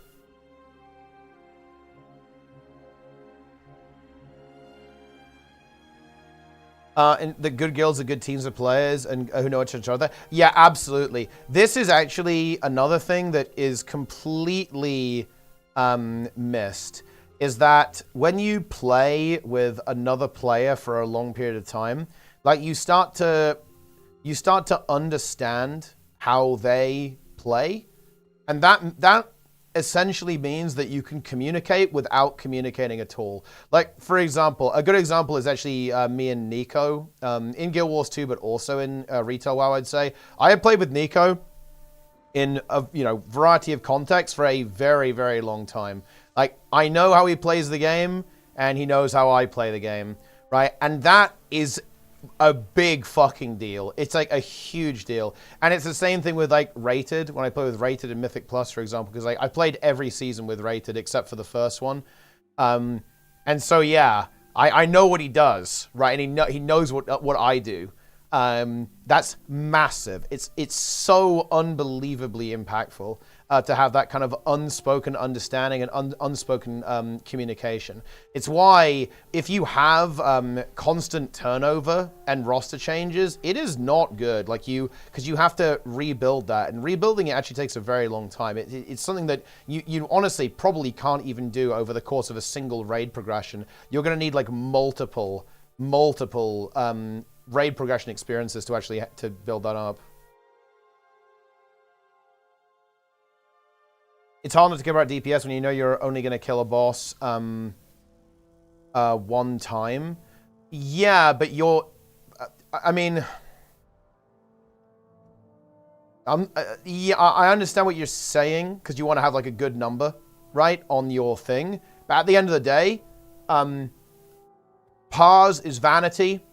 only thing that matters is world rank. Like, and if you focus too much on DPS, your world rank is going to suffer. And that's the only thing that's relevant. Everything else is just messing about.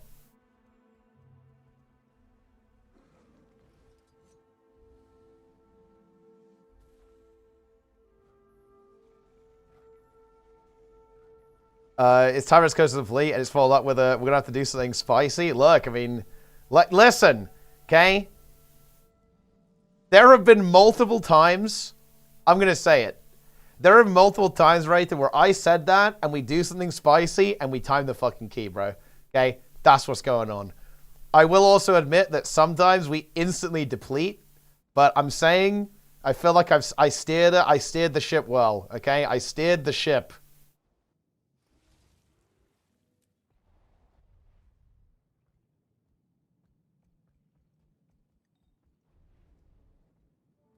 It worked out. it worked out, at least sometimes.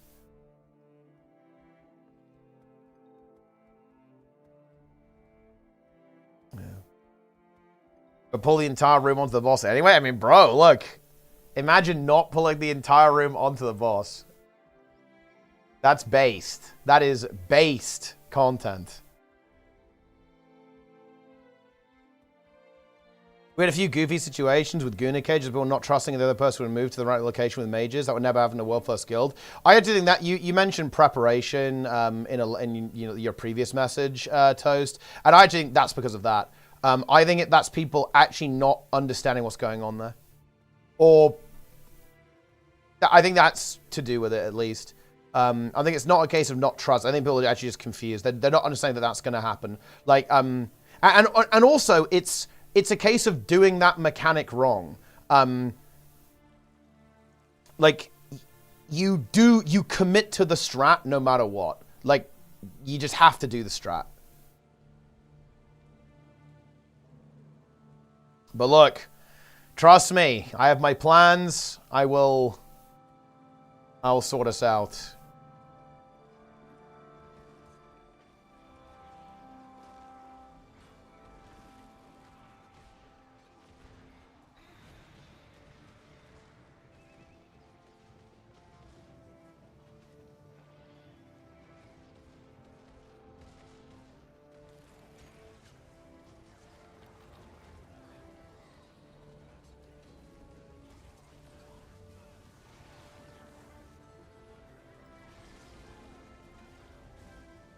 What con is it? This is basically open world PvP. It's a little cooked, but it's good, to be honest. This is like one of the best parts of the game. But yeah, it is a little bit, you know, way too dank if you haven't seen it before. But honestly, it's perfectly dank. It's the right amount of dank.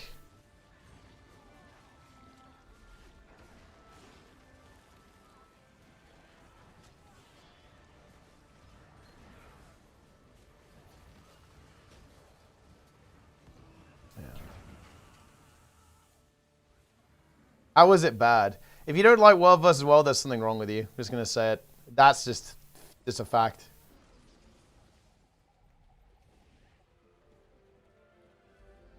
Boom. Huge Mystic coins.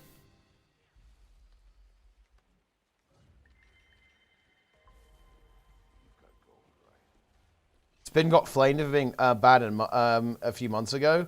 No, that was just regular PvP, I think. Or probably, anyway. Did you see this? Oh my god.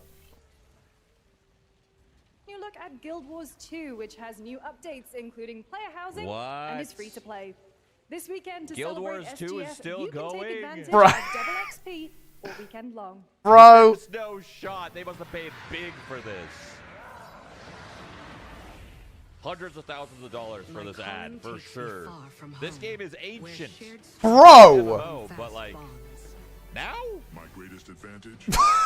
Adaptability. That's My greatest crazy. weakness, me.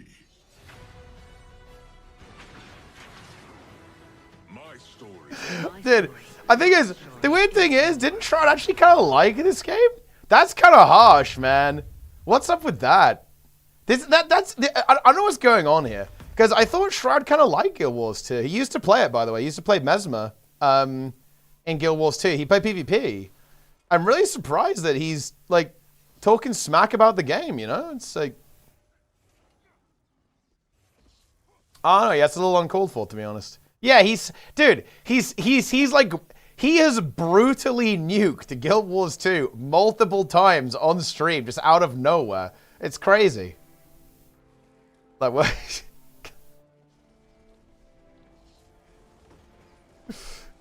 I don't know.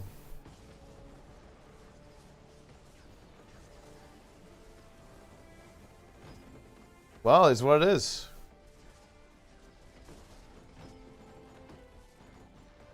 What else does he say? I can't remember what he said before, but he's made some pretty brutal comments about the game. And he basically implied the game is dead there, no?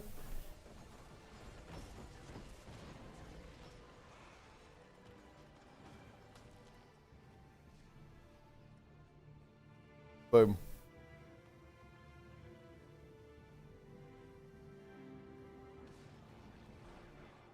Yeah, no, honestly, that was mild compared to... I think his initial nuke was, like, insanely brutal, out of nowhere.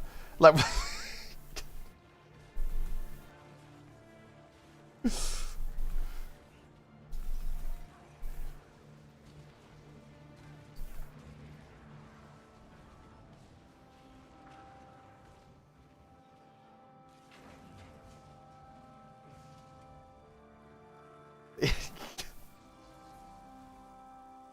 did Shroud say that, Scales? That's crazy.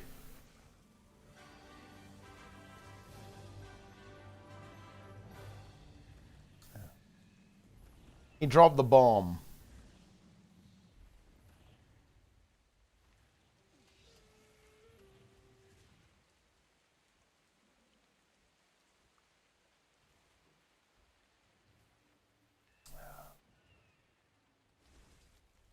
Incredible.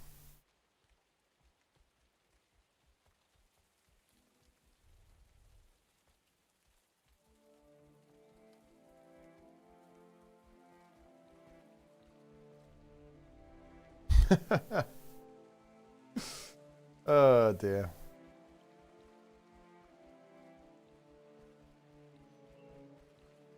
How didn't they pay it? I mean, I have no idea how much something like that would cost. I mean, it'll probably be pretty expensive. But I mean, guys, bear in mind, like, Guild Wars 2 is a relatively large game. It's a multi-million-dollar game. Wait, the Shroud... Wait, was this the first Shroud nuke? I thought about loading up Guild Wars for some reason. I don't fucking know. But then I was thinking, like, why would I load up Guild Wars 2 when there's so many other better MMOs? Bro! Dude! Yeah, I remember this. Like, he just dropped that out of nowhere. He just dropped that. Just boom. Boom. Massive nuke. I wanted to see that game again. Because when it came out, it was nice when that game came out. It ran pretty good. It was pretty smooth. Animations were decent. Now it's probably terrible, honestly. In the grand scheme of things, now it's probably not a great game, but... Lost Ark is just the GOAT, honestly. Oh, bro, we're talking about Lost Ark? Are you serious? That's crazy. But that game is the fucking GOAT. Wow.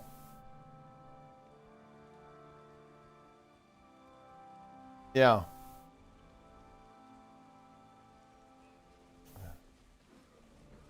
I mean, you hate to see that, guys.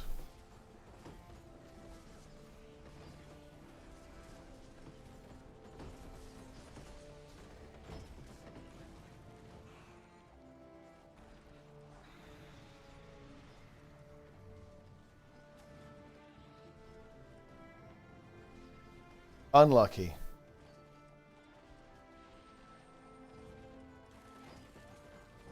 Now it's probably terrible. It's just like so random. It emerged out of nowhere.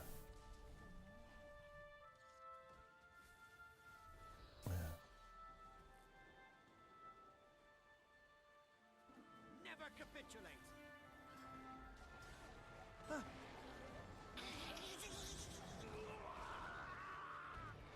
Yeah, I guess he's just not a fan. Not a fan anymore.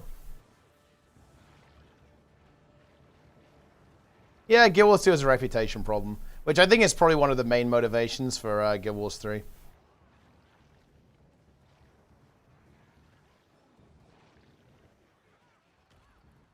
Guild Wars 2 is not taken that seriously, unfortunately.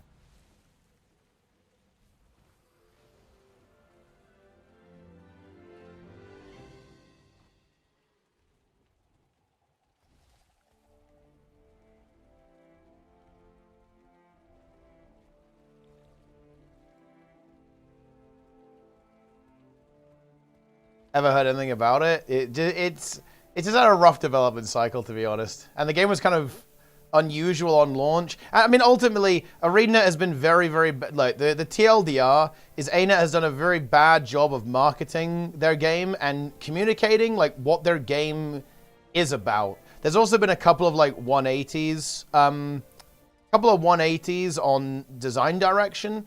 Like, they wanted to go for a more PvP style game, then they went hardcore PvE, then they went like omega casual PvE. So there's been like a lot of like design swizzles that have been confusing, and throw that in there with some questionable marketing and you've got Guild Wars 2. Guild Wars 2 is too complex for the other mode players. I mean, not gonna lie, it's not. That isn't it. It all makes sense now.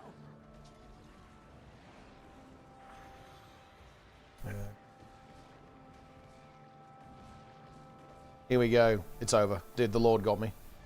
Fucking despair. Are you 8 out of 8? Yeah.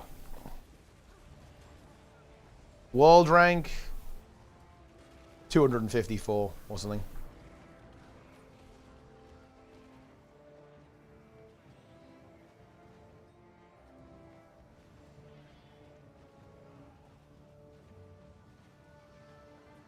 Boom.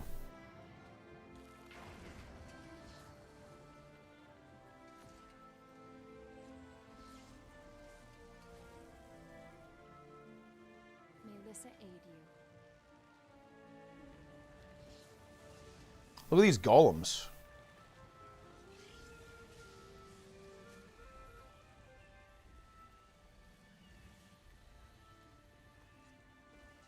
Yeah. Someone getting bullied out of PvP as rifle or as legendary. Oh man, did I hate it when people say shit like this? It's like, man, like, look, that. By the way, that isn't what happened. Okay, well, I was there, so I know that's what happened. But man, dude, look.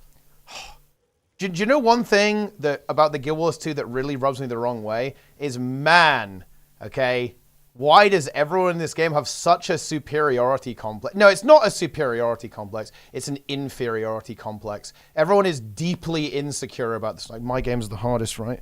All right, you know, we might not be the most popular MMO, but it's the hardest game, guys, right? Right? We've got that over the other MMOs, right? Oh man, dude, no wonder nobody comes back to stream this game. Jesus, like, man. Yeah. Yeesh.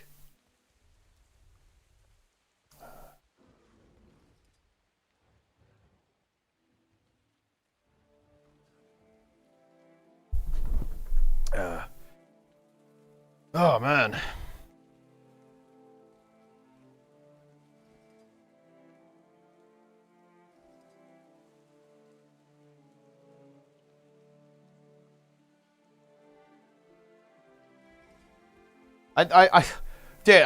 I really don't like how people frame the Summit thing, to be honest, because he honestly came to the game in really good faith. I don't think he even disliked the game. But the thing is that people treat people who don't come back to the game as like traitorous scum, right? Like, that's how people talk about people like this. Or, oh, he was just too bad. He couldn't comprehend the game, right? He was too low skill for this game. Why are we talking about it this way? Like, it's so yuck, you know? It's yuck is what it is. It's yuck. Ugly. It's ugly. Yeah, the word is ugly. It's ugly.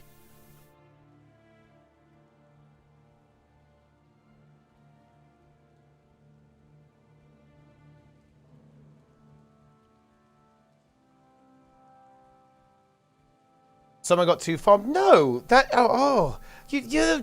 Ugh. Yeah, it's not what happened. I was literally there, by the way. I was on Discord with the guy playing Guild Wars 2 PvP.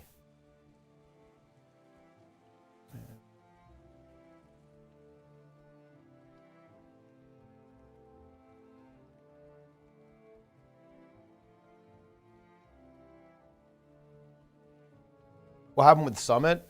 Basically, he was... Guild Wars 2 just wasn't what he was looking for. Like, he was looking for a game that he could, like, hop on, blast for a little bit, kind of, like, play it competitively, and then move on. And Guild Wars 2 wasn't that. Like, Guild Wars 2 was a game that... And by the way, he was actually, like, really...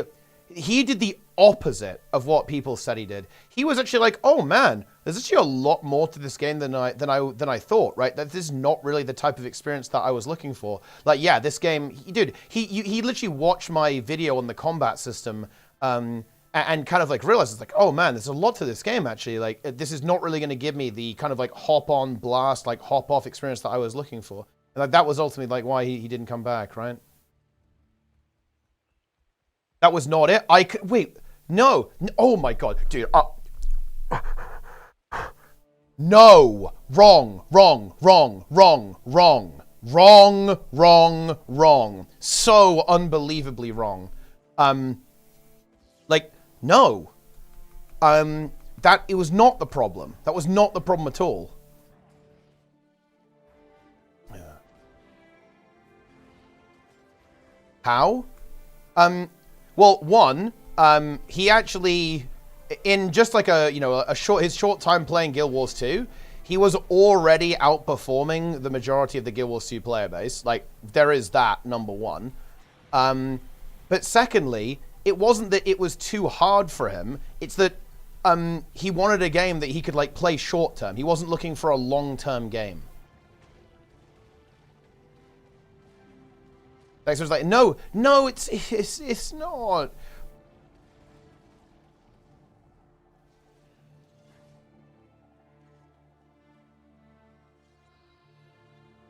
He did fine in PvP. He wasn't having a lot of like, that wasn't really the issue. The issue was that he was looking for a short-term game, not a long-term game. And he basically thought that Guild Wars 2 was like a mobile game, guys. Like, you got to understand this. Like, that was his impression of the game. He thought the game was a mobile game. That you could, like, log on, blast, move on. That's just not what Guild Wars 2 is. Are there specs where I push buttons very fast? Yes, especially in Lost Windows. I'd say a lot of DPS specs end up being significantly faster paced than Guild Wars 2 specs, especially during cooldown windows.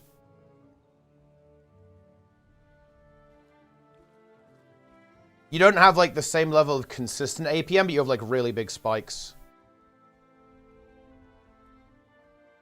Yeah, like, Fire Mage is, like, very high APM, for example. But I think a lot of the Mage specs do, to be honest, like, during Lost Windows.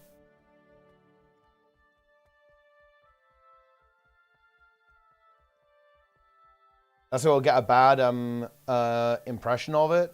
I mean, honestly, like, he was playing Core Warrior, and he ended up playing Spellbreaker. So that's not even accurate. Like, he was playing Spellbreaker by the end. Like, he started out playing Core, and then basically he got given the expansions. I think Grouch gave him the expansions, I think, if I'm not mistaken. And then he played Spellbreaker.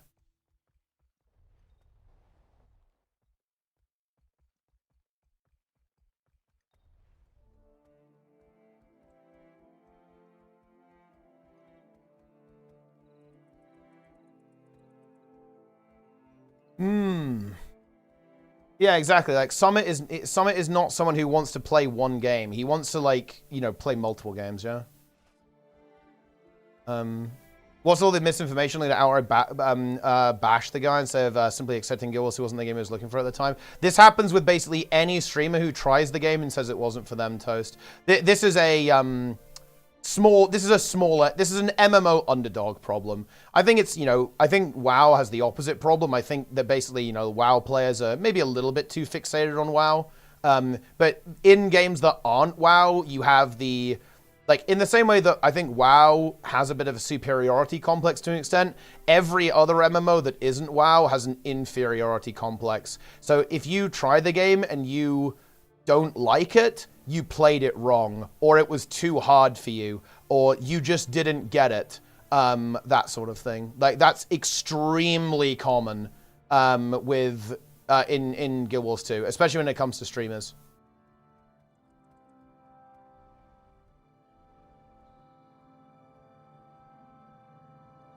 I don't think it's Guild Wars 2 specific though. I think that happens with I think that happens with like all essentially all games that aren't WoW. I think RuneScape probably doesn't have this either actually, because RuneScape is kind of in the top of its category as well.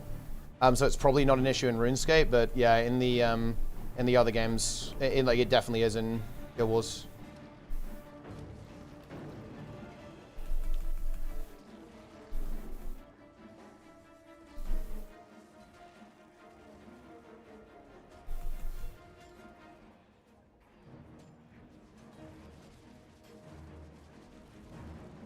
Far more sense of community where offense is taken and the word travel much more. Maybe that's my impression from the stream. I think, okay, it is 100% justified. People are insecure about Guild Wars 2, and it's for a good reason. Because, okay, so the streaming scene in Guild Wars 2 is minuscule, right? It's absolutely tiny, and it's been shrinking. So whenever basically like a streamer joining would be like a massive event, or like someone playing Guild Wars 2 regularly is like a huge deal. So when that doesn't happen, people don't want to view that as like a slight against the game, basically. So that they'll basically like explain it away another way, right? They'll like blame the streamer for it, basically. Yeah, in some way. They'll like externalize it onto the streamer instead of going like, oh, you know, the game just wasn't for them. It is what it is, right? And like people do view other games as like existential threats to Guild Wars 2 as well, which is actually true, by the way. It kind of is. So Blank, she's streaming now. Yeah, she was sponsored. So I mean, look, okay, money talks, guys. But the really big thing is that Guild Wars 2.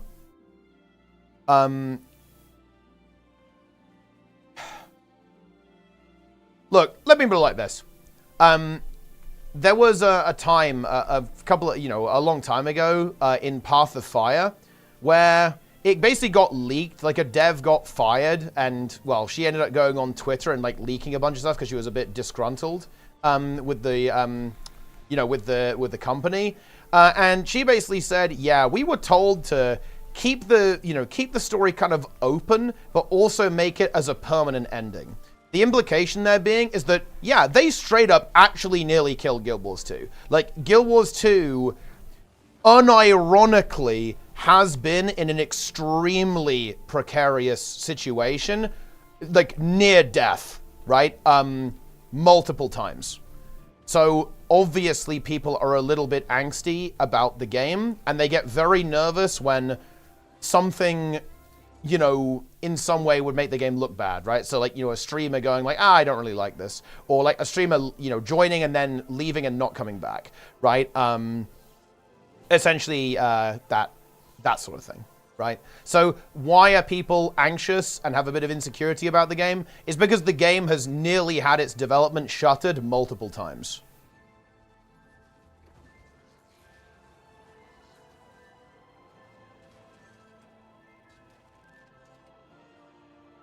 What do you personally feel Guild Wars 3 needs to really succeed at this point? I'm going to be real, Guild Wars 3.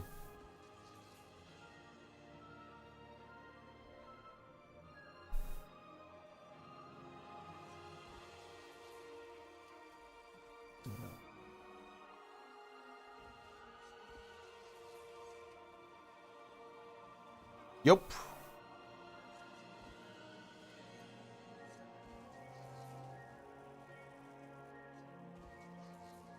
It's just been a bit rocky, guys. I never played Guild Wars 2. I'm in search of the MMOs. I want a PvP. What class should I choose? Honestly, like, all the classes are good in PvP. Like, pick one that you think, like, fits, that you like the roleplay of. They're all good.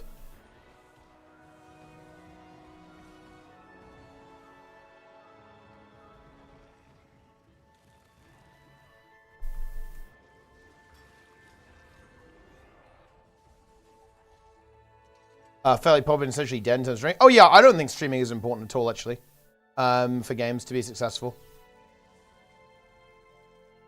But I'm saying that people perceive it that way, right? And to be fair, people perceive it that way for good reason. And also, look, I think you can blame WoW for this. Like, WoW is considered, WoW and OSRS are very vibrant games, and they have really vibrant communities. And a big part of that is because of the streaming.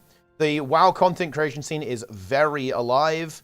The OSRS community and content creation scene is very alive. And it makes those games look good, right?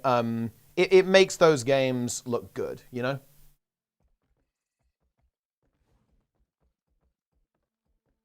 Huge.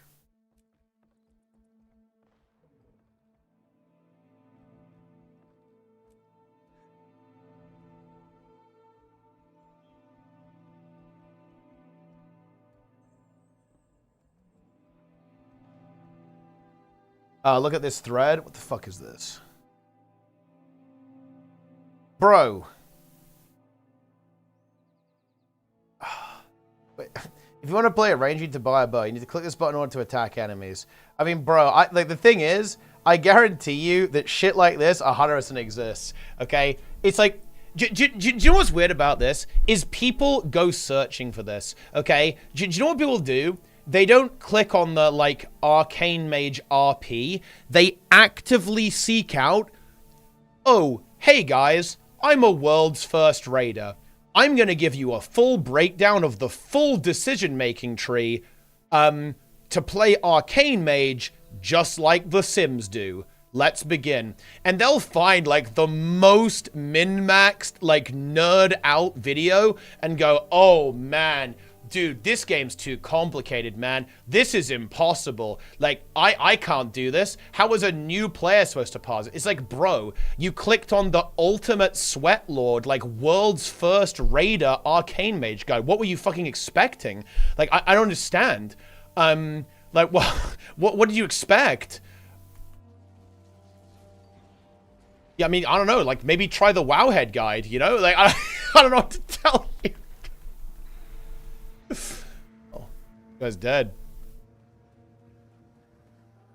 Yeah.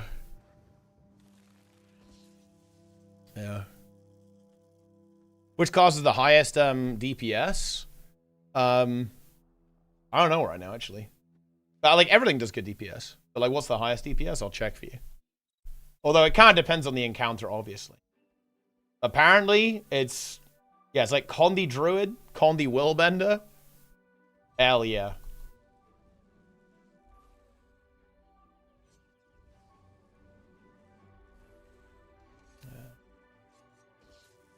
Yes. I said, like, how do you have more than 3 mirror images and shit? I'm like, this is not the Condi V, bro. They go watch more into the guide. Yeah, for sure, yeah.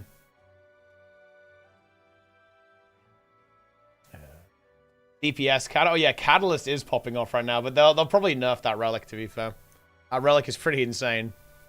Good range DPS. You don't really play, there are good range builds, but the way the game plays out, you end up like everyone plays in melee, right? Like, so, you know, even if you are range, a lot of the time you'll still be in melee too. Because the way the, basically because the way the buff system works. The buff system, like, heavily incentivizes, like, stacking in melee.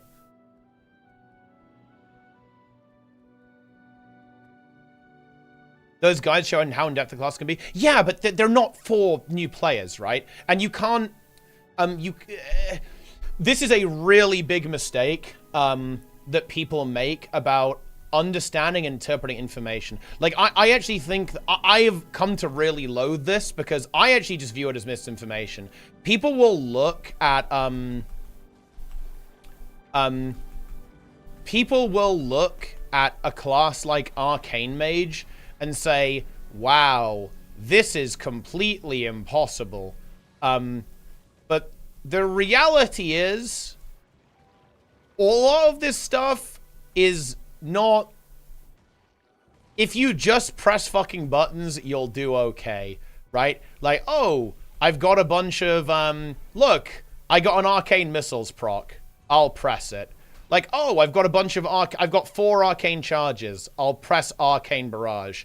Oh, my Arcane Surge is off. I'm going to press it at the same time as my Touch of the Maggie, and then I'm going to use what you got to do all three of them, right? You got to do an Arcane Blast, an Arcane Barrage, and Arcane Missiles within the windows. Like, oh wow, that's really difficult. Like, how could I possibly comprehend this? And like, obviously, yeah, like if you want to do really good damage, then you have to min-max and like understand like how all the procs work. But I'm not gonna lie, dude. It's like if the button's shiny, press the button. Like that's what it is. Oh, I've got a proc. Me press button, and you'll do okay. And yes, Touch of the Maggie. I always find that, I mean, that's obviously not how you pronounce it, but I view it as funny to pronounce it that way. Touch of the Magi, please, guys. It is Touch of the Magus. The WoW community puts way too much emphasis on the parsing. This is a weird one, in my opinion. That's true and not true at the same time. There is an emphasis, like people do tend to overvalue stuff like that, in my opinion. But I mean, people value playing well in that game. Like if it's weird to not care about doing well, right? In that game, well, culturally it's weird. So it's. What do we mean by that? Like, yes, people do care about how well you play the game in World of Warcraft. But can you see if I phrase it that way, it sounds weird? It's like, well, I mean, yeah, people are going to care about that.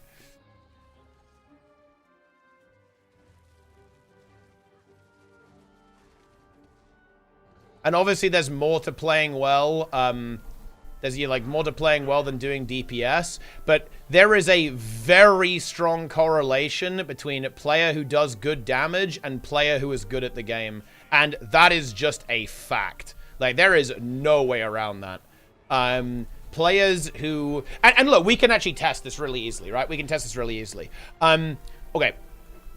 So, you've got two players. One of them is parsing 99s on every single boss. Another player is parsing 50. I'll bet you $1,000 that the player who parses 99s also executes mechanics better and uses defensives, health potion, health stone, right, positions better, and in general, they are a better player. Are you gonna bet against me? Right? Are you going to bet against me in that situation? And now you can see, okay, well, this is why people care about this. Is because these things are massively correlated together. Like, you know, it's not 100%, right? I would lose that bet sometimes, right? Like, sometimes, you know, a player who's like a complete pars demon is just shit at the game and, like, never bothers with mechanics and defensives. That will happen. 100%. Absolutely. But... I'm winning that bet 99.9% of the time.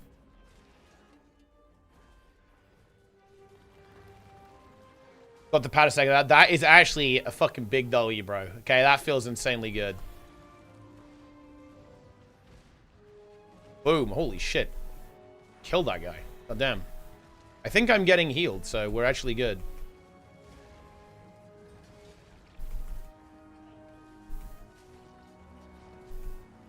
Kill this thief. He just died instantly. God, detriment that a clear is a clear. That.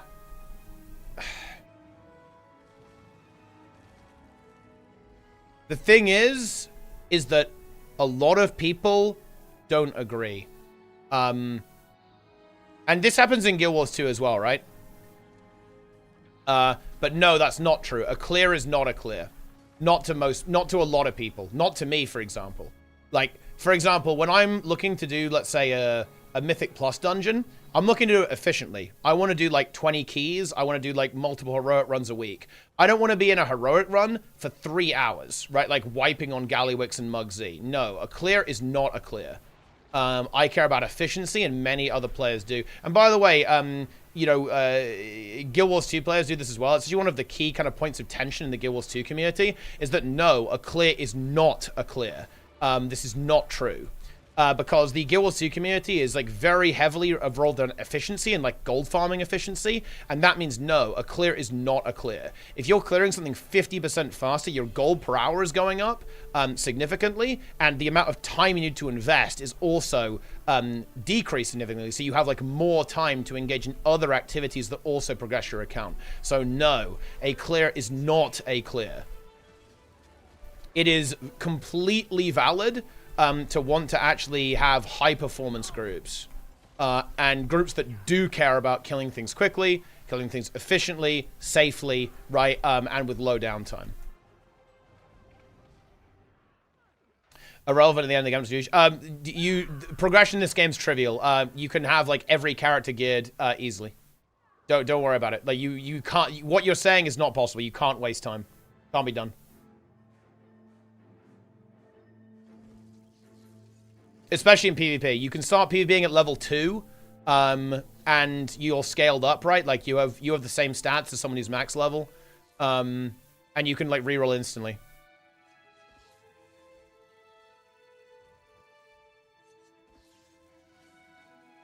Guild Wars 2 and WoW could meet in the middle and balance out each other, casuals versus sweats. Nah, the thing is the Guild Wars 2 community would just be like eaten alive by the WoW community. Like Guild Wars 2 players wouldn't survive in the WoW environment. It's actually one of the reasons why, well, I think that's one of the reasons why many players play Guild Wars 2 is because they don't like the WoW environment.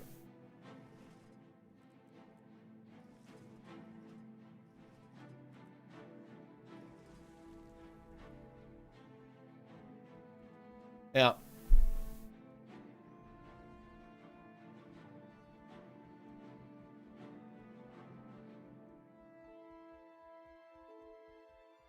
Incredible.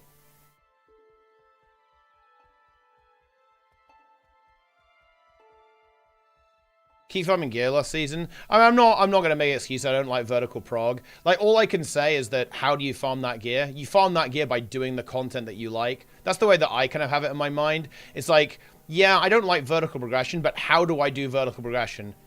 Raids and Mythic Plus. What content do I like in the game again? Oh yeah, Raids and Mythic Plus. So it's like, okay, you know, it's not that much of a big deal because the gearing process is just playing stuff that you like. WoW's treadmill is so dumb. Seeing as, the thing is, you have to be really careful about saying this because bear in mind, it is by far the most popular MMO and most people prefer vertical progression. Like, I don't like... WoW also respects your time, by the way. I hate the whole respect your time thing, because if you're saying... When people say, game X doesn't respect my time, all they're saying is I don't like the gameplay loop of this game. And that's fine, but just say that instead. Like, World of Warcraft, 1,000,000% respect your time. Like, if you put time into that game, you get rewarded 100%. Like, it's yeah. And it's completely reasonable to, like, gear characters in that game and, like, clear all the content. It's very reasonable to do that. Like, it's not... no. It's also a fucking Emma. Was I saying it? No. It absolutely is. I'm sorry. Like, again, in my opinion, like, if you don't like vertical progression, then just say that, right? That's cap. No, you're lying. No. No. No. Don't be silly, guys. If you put time in, you might get rewarded. I mean, like, there's obviously, like, RNG and loot, but that's what the Vault is for, right? And even, like, the bad luck protection they've added with dinars now. I mean, yeah, like, it's RNG loot, but, I mean, that's just the way it goes. Like, they want it to be exciting, right? Funnily enough, it also massively rewards playing in a guild, by the way, because then you can, like, distribute the loot amongst your guildies and so on, which is pretty nifty. I did 70 plus 10 keys in the first ID of Season 2 and had worse gear than the guy with 20 keys. I mean, yeah, look, that's the way of it. That is the way it goes sometimes. Sometimes you do not get the trinket drop, and sometimes, like, you luck out, but, like, the variance just, you know, the variance will work itself out in the end.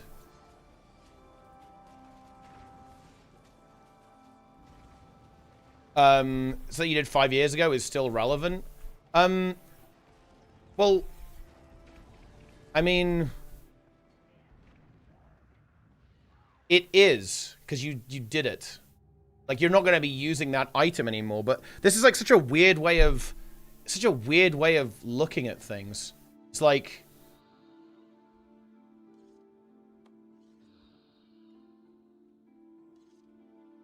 it doesn't always reward you the gear you need. We got for I found the necklace.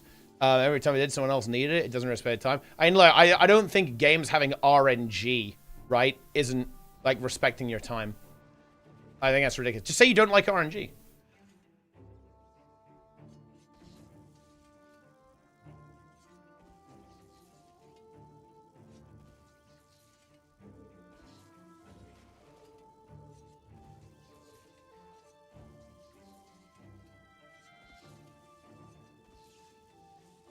And I do agree that I think RNG can be frustrating. It's not my favorite thing. You know, I didn't get, like, the tank trinket from Farak for, like, half the season. Did not feel good. But yeah, that's the way the cookie crumbles, I want to tell you.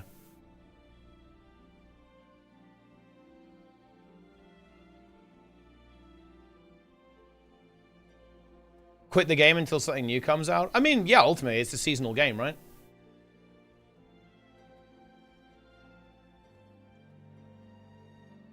Respecting time is in the first place. I don't think it can be defined. When people say a game respects my time, they're basically saying I don't like the gameplay loop, which is fine and it's valid, but that's what they mean.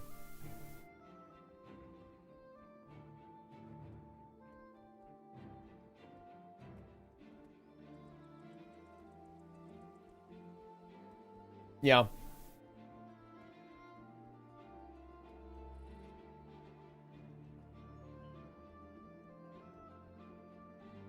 Huge. I do think stuff like pity systems will be good. And like the game like throwing you a bone for sure, but I don't think the game doesn't respect your time.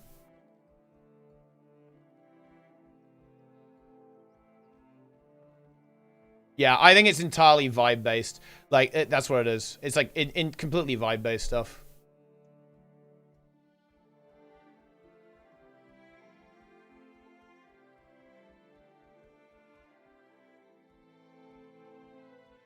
Yeah, and also, these are fucking MMOs. They're like literal grinding simulators, bro. I don't want to tell you.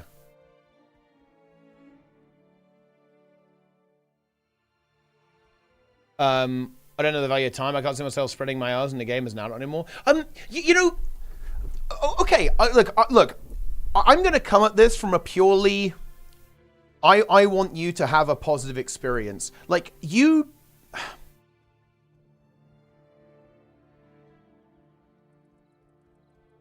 I think there's something in gaming culture that's really weird.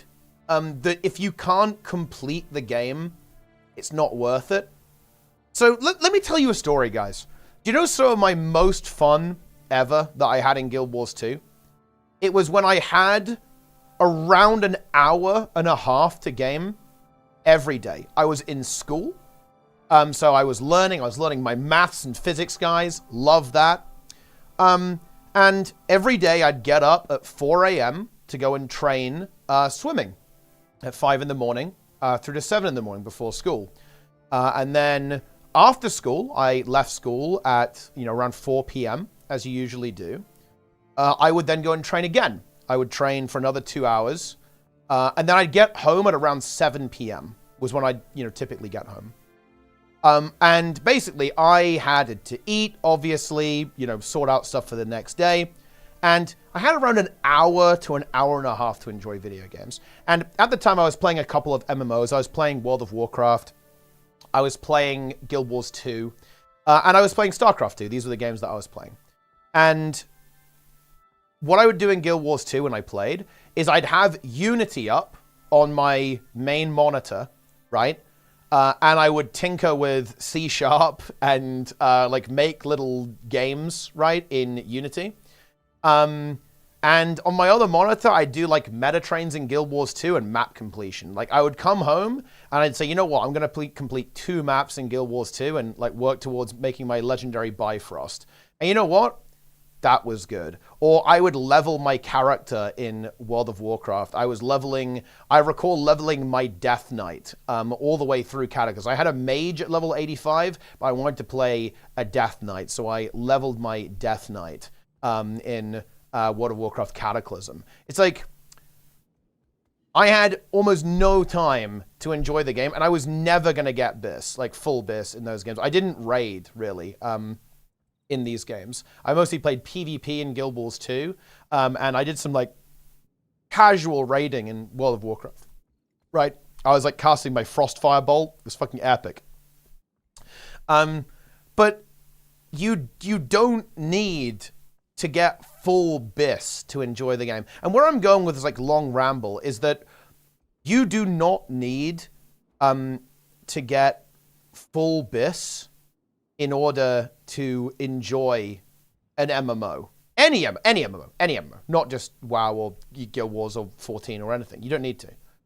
You can enjoy the experience of the game without that. It's like saying, Teapot, how can you possibly enjoy Mythic raiding if you're not getting worlds first? What? It's what? It's you know, it is possible. And obviously, look, guys, if someone's going to offer me worlds first, I'm going to take it. Okay, you know, little method teapot, you know, liquid teapot echo. Look, I got some time for that. Okay, we can make that happen, right? But it's like, you know, I still enjoy the game anyway, you know?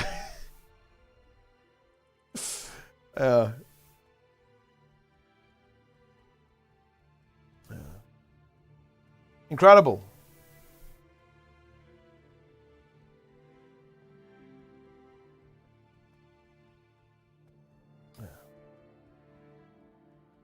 They see the rest of the game as the grind to do what they perceive as the actual game.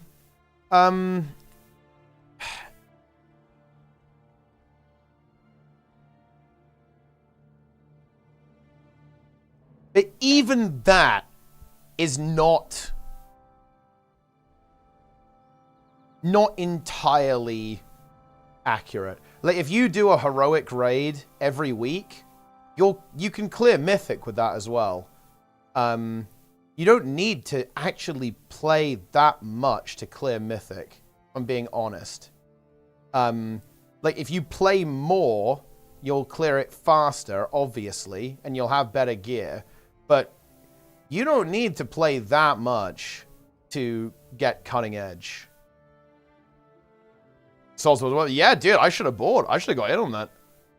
Is PvP alive in WoW? I think that's actually a really complex question. As I understand, there are some really big problems with the main solo queue game mode, solo shuffle, and it's to do with like the way healers are and stuff like that. But in terms of like, is there a competitive scene? There absolutely is. Yeah, like people play like 2v2s and shit, 2v2 and 3v3.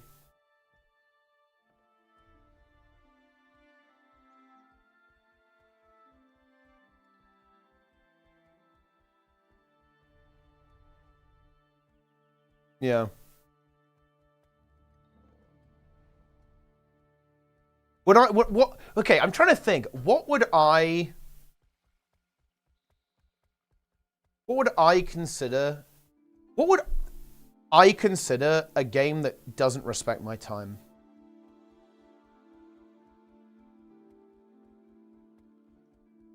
The thing is, I don't know how to pull apart a game I don't like versus a game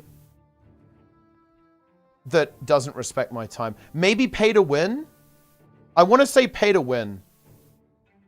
Because if a game is pay to win, it's basically putting a dollar price on your time, and that number is going to be very low, right? So for example, let's say that you can grind for like an upgrade, right? Like, you know, +3 sword. Let's say that +3 sword would take you 10 hours to grind in game, or you can buy it for $3.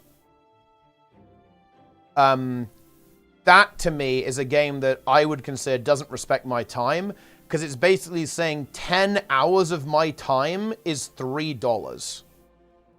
So, you know, it's like 30 cents an hour. So that would be an example of that. But the thing is, outside of that, okay, here's an example of how, like, hard I'd go on this. I really don't like Ashes of Creation. I really don't like how grindy it is. But would I say that the game doesn't respect my time? I don't think so. Because that's the point of the game. Like, it is a grind simulator. Like, the game director, Steven Sharif, he likes arcade. Like, he likes grind. And that is what that game is supposed to be. So if I was to say, I don't think this game is respecting my time, I'd just be saying, I don't like how grindy this game is. Right? That's all I'm saying there, right? It's like, I don't like that this game is grindy. I'd even go way further here. So one mechanic that I really, really dislike is... this is the thing in, like, Eastern games, right? Where if you want to upgrade an item, it breaks some of the time. At the end of the day, I don't actually view that as disrespecting my time, because that's the game, right? Like, that is what those games are, is they are RNG simulators, right? That is their purpose. I don't think that game isn't respecting my time. It would only not be respecting my time if it was, like, selling me a guaranteed upgrade, or selling me the item, or, like, extra chances at the item for real money.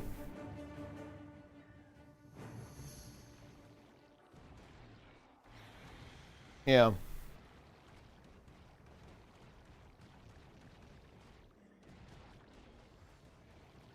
That will be the thing.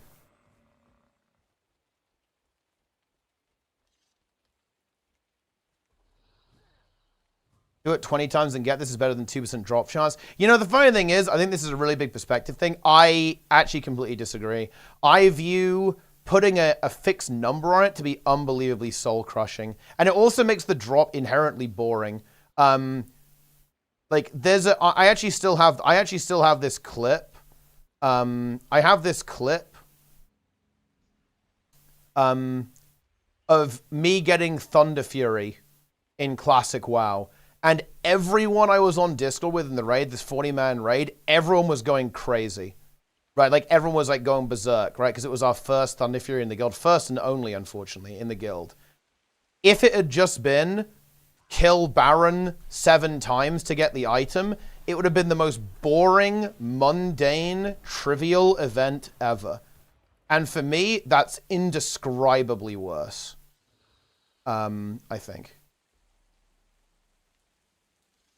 But because it had this kind of randomness to it, it had this variance, it turned that into a really exciting event, as opposed to boring, trivial, and for me, frustrating, right? Because I'm just feeling, well, I just have to wait 10 weeks to get this item now, right? It's like, wow, this is fun, isn't it? And yeah, you know, ultimately, the same thing happens with RNG as well, and it's frustrating in its own way, right? Obviously, like, in its own way, it's frustrating, but I kind of get it, right? Like, I kind of get it. I think that pity mechanics are important, 100%. And, you know, I don't mind the concept of, like, things getting more and more likely to drop for you every time. They've done this with a couple of the WoW legendaries, like the, you know, Firalath in Season 3. Like, they made it, like, more and more likely. You know, more and more likely every single time that you get the legendary, basically. This is something that was very notably absent from the Evoker legendary in Season 2. Poor Mice didn't get the legendary the entire season, which is just... I'm not gonna lie, that's actually a bit unacceptable. Like, well, in the context of WoW, that's unacceptable. Like, in Classic WoW, that's fine, but in Retail, it's not. Because Retail is, like, a seasonal game, and it also has this competitive element, and legendaries are really powerful, so being... And by the way, this is... one of the things I think can actually be really, really frustrating is because the game is competitive. And competitive games make random loot a bit more frustrating. Because if you don't get a certain drop, if it's like very, very impactful, that can actually like legitimately, you know, kind of impair your ability to perform, which does not feel good, to be honest. Got a will bender here. Ow.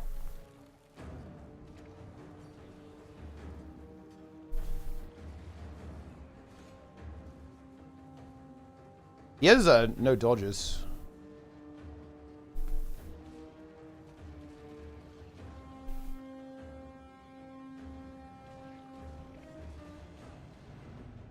He's renewing. Oh, he's definitely dead now.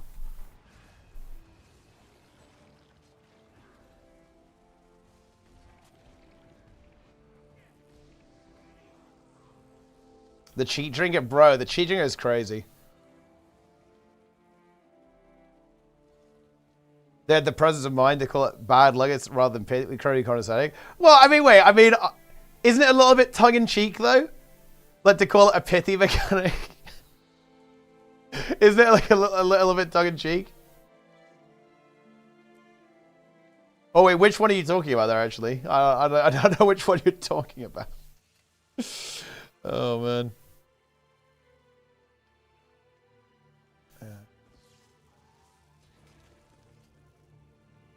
Who do you pity? Well, I mean it's because the game is like showing you mercy, right? I mean that's the way I interpret it. Like pity mechanic is that, you know, it's like oh, I feel bad for you, bro. Here you go. Here you go.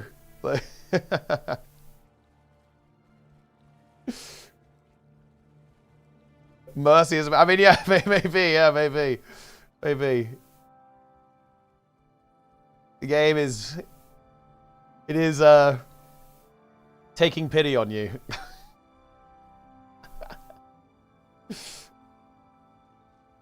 Yeah, no, I think a healthy amount of RNG is good, basically. That's my take on this. I think it's good. I think, you know, I think, you know, you can see it in Guild Wars 2, right? One of the biggest oh shit. Dude, this guy just, the Wilburn, took this guy out, huh? I think one of the things that Guild Wars 2 has struggled with is actually kind of making loot exciting, right? I don't think I can save this guy. These guards are actually going to be kind of annoying.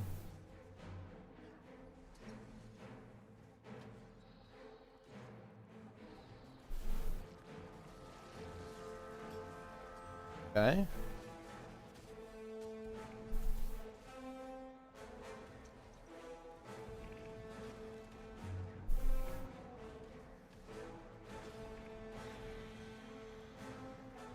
I think this is good. He doesn't have a renewed focus. Fucking frog on me, man. I think no dodge. Yeah, okay.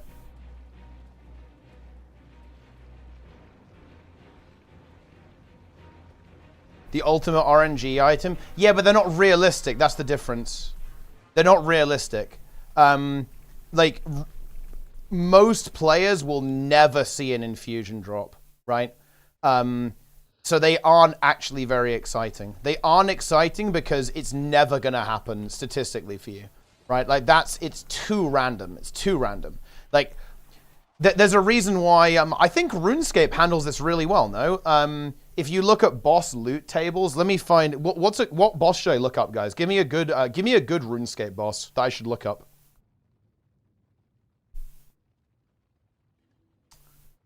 Oh shit, fucking Doliak. Zolrak, yeah, okay, let's do that. So if we go on the wiki here, right, and we go to the drops, what you'll see here is that they have loads of different categories, right? So they have this, which is a 1 in 1,000, right? This is a 1 in 13,000. This is like a 1 in 100, right? Then you've got like some like, okay, well, you can have some runes, bro. Okay, like 100, 124, right? They've got loads of stuff. Like there's like loads of different things, right? And then this is like the generic rune drop, rare drop table, right? Like 1 in 1,000, like 1 in 3,500, right? All this kind of stuff. So there's like loads of stuff, you know, in there. Like, but an infusion in Guild Wars 2 is like 1 in like 50,000 or something like crazy, right? It's like a very high number. Yeah, there are some things. Yeah, like Dragonstorm does have a slightly better version of this for sure, actually. That is true. Like, because Dragonstorm... wait. Am I DC'd or is this guy DC'd? What? I don't even... Wait, can I use abilities? Okay.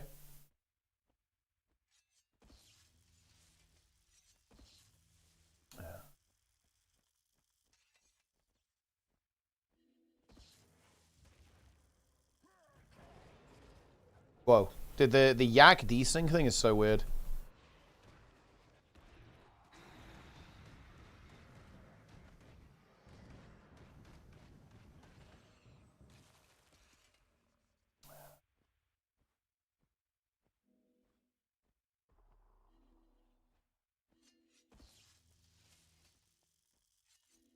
When is Moda 3?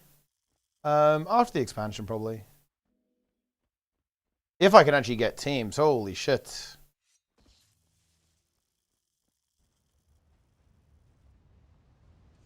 It's gonna be, you know, I will definitely try and run it though. I'm hoping that the expansion gives me a little bit of copium, bit of hype.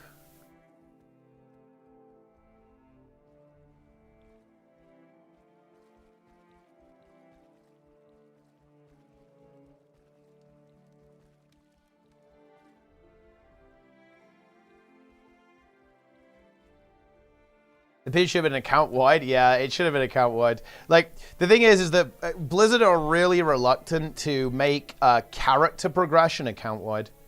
And I understand why. They want to keep people, you know, they want to give people like grinds to do basically, but I don't know, I'm an alt Andy, so I like alts.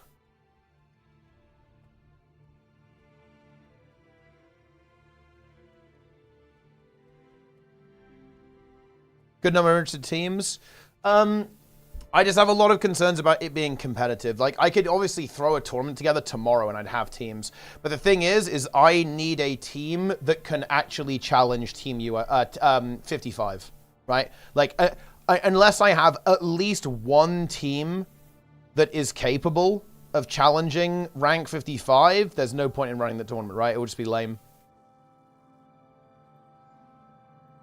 And right now, there is no such team that exists outside of Team USA, but they have basically expressed that if there's not enough of a prize pool, they're not particularly interested. I'm hoping that they will get some copium back after the expansion, and maybe they'll just play anyway. What rune do you guys? I'm using a Surging rune right now.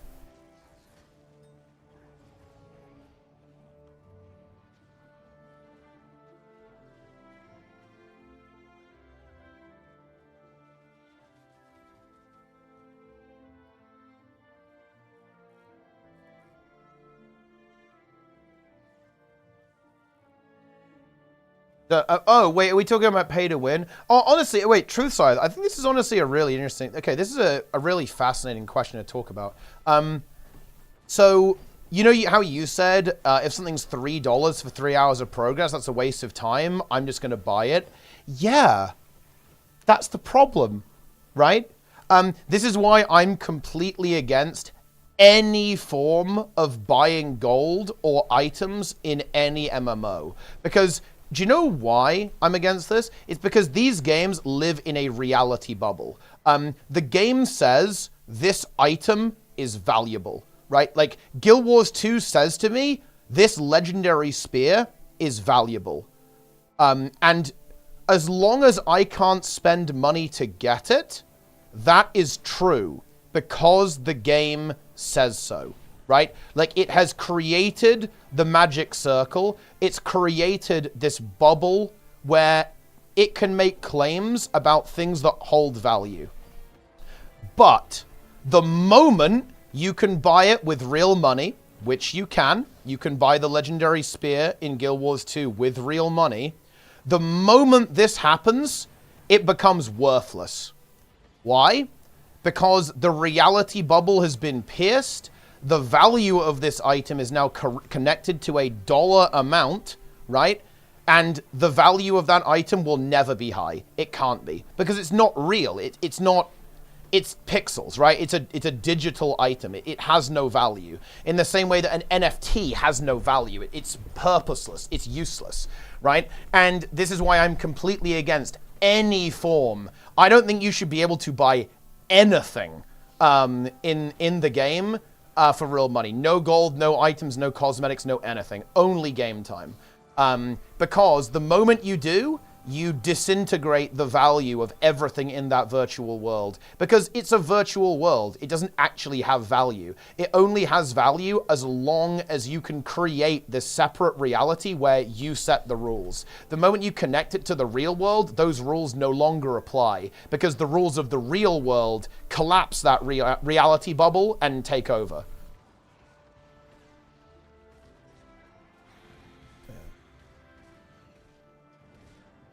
Huge.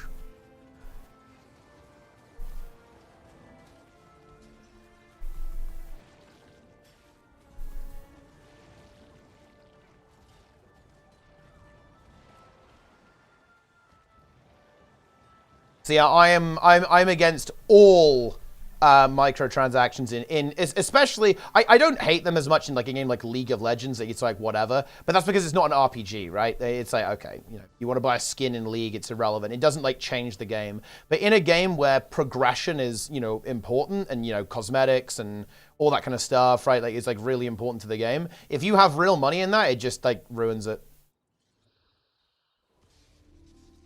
Oh yeah. To be clear, Tess, when I say that, I mean like the items don't have any.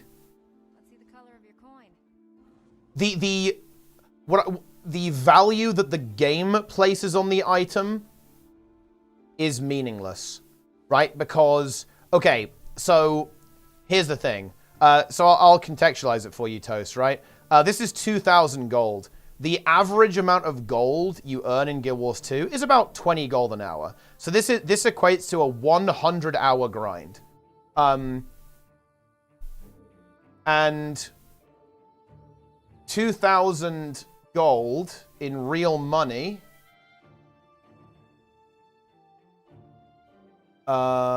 is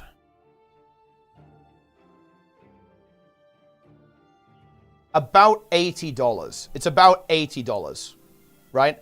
So basically, Guild Wars 2 says this is worth 100 hours of your time.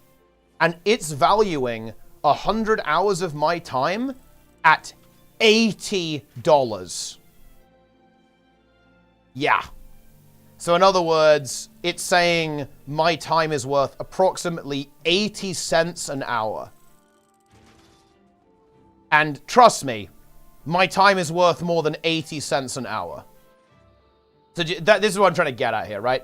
No, it's not. It's actually more. It's deeper than that, Toast. It's not that it doesn't have any value in terms of status. It's that the item is not worth what the game is trying to convince me it's worth, right? Like, for example, if you couldn't buy that with real money, the game can say, yeah, this is worth 100 hours of your time. Right? It can legitimately make that claim. Like, in an MMO where you can't do that, where you can't buy gold, if you have to grind 100 hours for an item, then it is worth it to do that because you have no alternative, right? Like, you have to do that grind. Then the game can make any claim it wants about that value. But the moment that real money becomes introduced, and you attach a dollar value to that, that implodes. Like, you can't maintain that illusion anymore. Like, the immersion is broken. This is not worth 100 hours of my time. It's not. It's not worth 100. It can't be, right? Because my time is worth more than 80 cents an hour.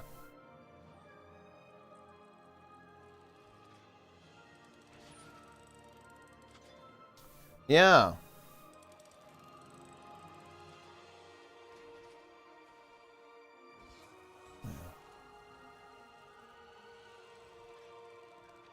Incredible.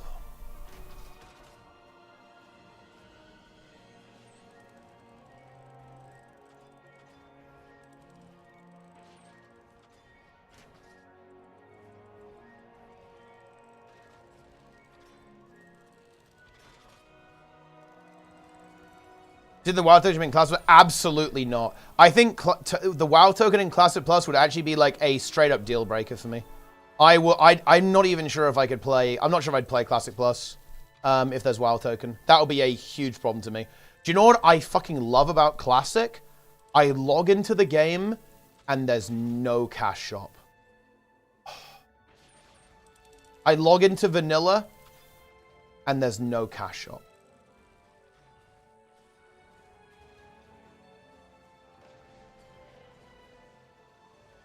And damn, it feels good. It should the same extent like swiping for orbits consumes in WoW or raid BOEs. If I was a Race to Worlds first player, I'd care about that, but I'm not, so I don't. Wouldn't you pay to win Mountain Classic? Can you pay to win a Mountain Classic? No. Well, maybe in like, I don't know, like one of the later versions of the Classic, but not in Vanilla, no.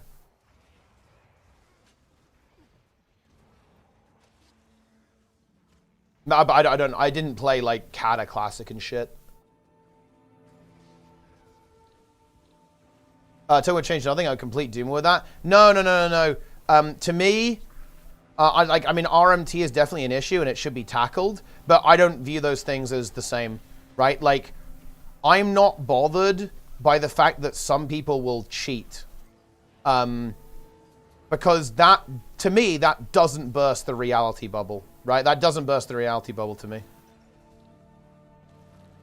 But if you can buy it directly in the game, then I think the game is compromised. But I think RMT is really bad. Like, RMT, like, should be tackled.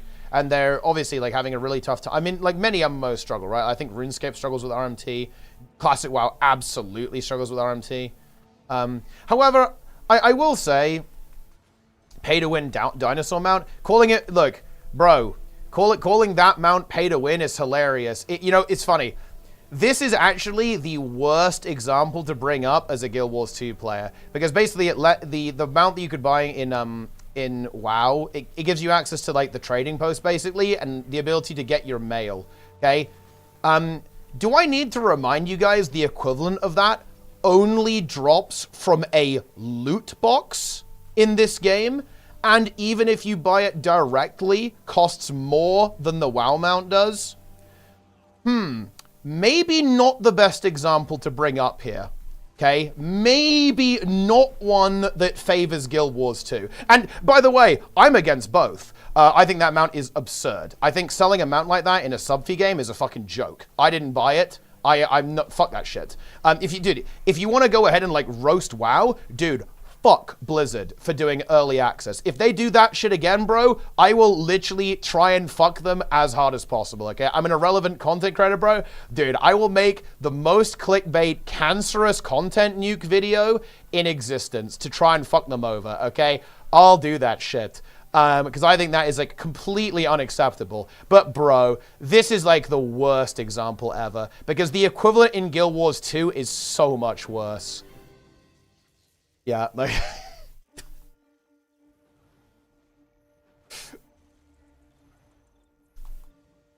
But no, it doesn't, it doesn't give you, like, any, like, advantage, right? Yeah, it's a pay for convenience item. And to be fair, you can buy it with gold. A lot of the guys, like Vivi, for example, in chat, he bought it with boost gold. I could have bought it with gold if I wanted to. I just didn't really feel the need to go for it, to be honest. It's like, whatever. I didn't feel compelled to buy the Brutosaur. Like, some people like it, and I guess it's convenient. I mean, yeah.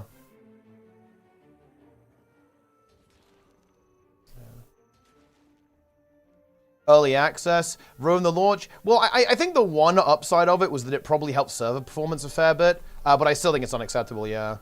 The key to fixing server performance, that's, you know, that doesn't justify early access. They should fix their fucking servers, right? Like, multi-billion-dollar company, fix servers, go.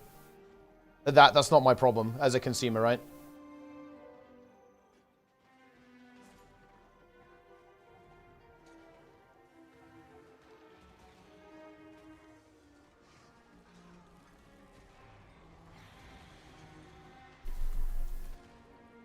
Then we're getting out of here.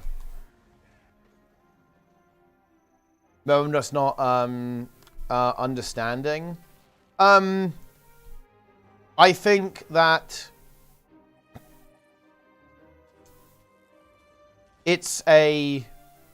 I'm not sure I'd call it exactly FOMO. That's probably the best term that we can use to colloquially describe it. I view it as predatory. I view it as a predatory business practice, which I obviously disapprove of. I think it is selling people nothing for something. And it doesn't really give you, I'm not gonna lie, it doesn't really give you an advantage. Like, it was pretty irrelevant if you had early access or not. In the War Within, I don't think it mattered at all, to be honest, for progression, really. But it's just one of those things that should, to me, that's a huge faux pas. Like, it just gives me the ick. That's why I don't like it, guys. It's a huge faux pas. What I love about MMO expansions is that everyone's starting. I love that. Everyone's logged in. Everyone's playing at the same time, right? Like, everyone's exploring this new world all together. Everyone's, starting fresh and learning and exploring and finding stuff and completing stuff. And to me, defiling that is like you're breaking the rule. You're breaking the sanctity of the game. You know what I mean? You just don't do that. It's just one of the things, in my opinion, that you just don't do. Like, you just don't do early access in MMOs. Because the best part about it is everyone kind of having that collective experience and going in together. You know what I mean? Like, everyone going in together at the same time, like, to me, is huge. Everyone seeing everything for the first time, or as like kind of like a collective group. Fully makes fair, but that's not my criticism of it. I don't think it breaks fair play. I think it's irrelevant. Like, it didn't like give you a meaningful advantage to like play the War Within early. Like, not really. I don't think it was irrelevant. It's more like it just breaks the RP for me. It's like an anti-immersion thing. It's an anti-community thing, and that's what I don't like about it.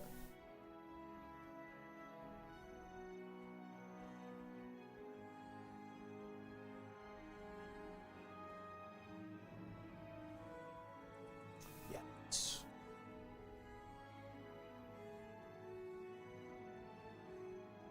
Exactly, yeah. And this is also true as well. Yeah, exactly what Eggs is saying here. It's FOMO, and yeah, if you're... Okay, let's say you're in a guild, right? Let's say you're in a guild that wants to clear the raid, like get into Heroic or whatever. Or even just like learn the dungeons so you can do Heroic dungeons and Mythic dungeons and kind of get a feel for them. Like, you are going to be peer pressured into that. It creates a toxic social environment, especially in the kind of more veteran and hardcore community. I think that's just shit.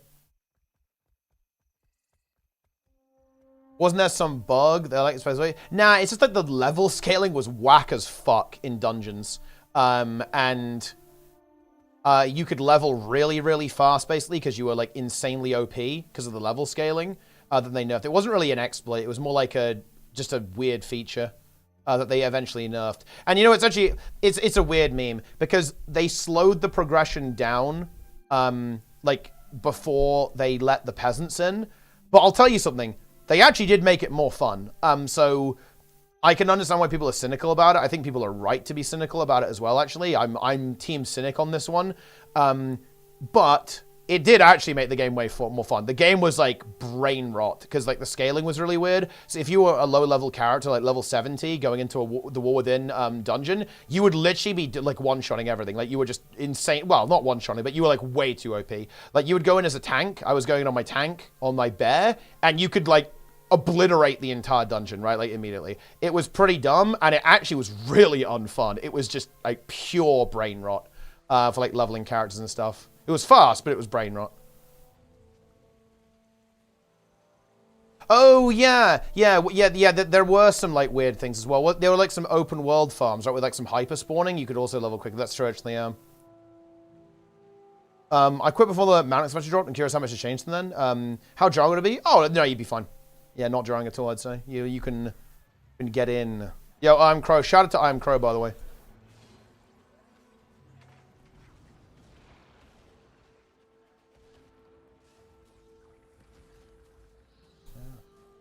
No, I mean, look, you know, obviously I'll be real with you guys. I will absolutely be engaging in hypocrisy. Like, I'm a streamer, so I'm buying that early access, like, you know, no matter what, right? I'll roast the hell out of Blizzard for it, though. But yeah, I will be engaging in hypocrisy, because at the end of the day, like, I'm a content creator, right? Like, I'm logging into the game, like, day one on the next expansion. It's like, it's oh shit. Like, actual rat mess.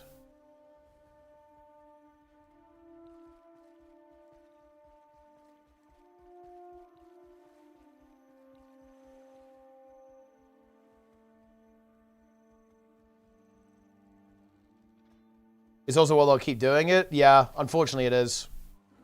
I didn't buy early access. I actually did, but I didn't play it because I was playing, I was in Guild Wars 2, the Guild Wars 2 expansion. I think I played like maybe towards the end of the early access or something.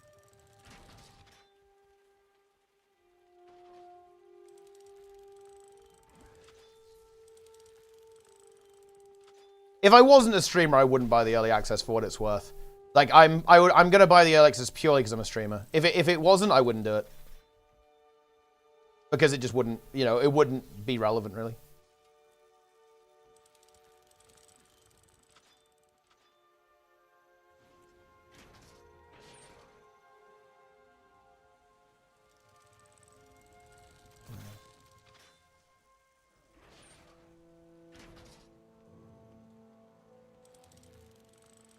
I actually just really hope they won't do that.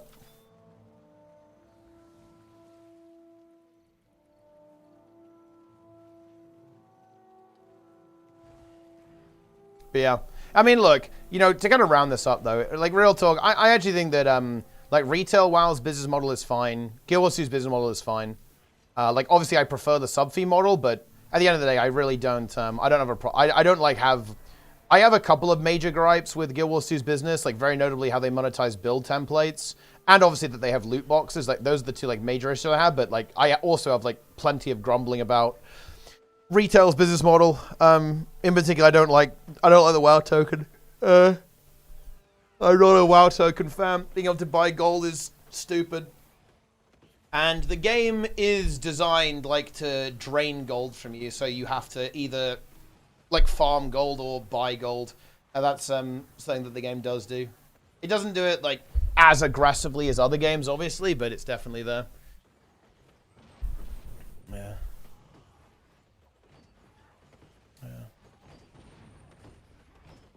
Yeah. No, it's oddsy. Well, yeah, the thing is that I think it has to go both ways. Otherwise, like the price, you don't have like the price action on both ends.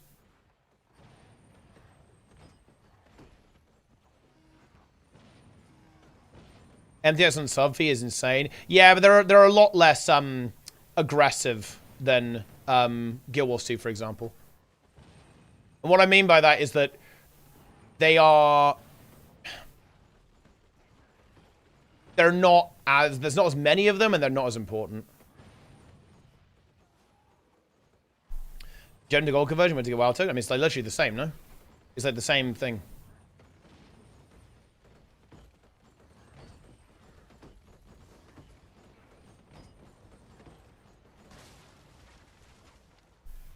In fact, you could even argue that the WoW token is like in some ways like weirdly more generous because you can convert it into Blizzard balance, and I think you can like buy other Blizzard games with it. So you could like farm, you could like buy other games with it. That's crazy.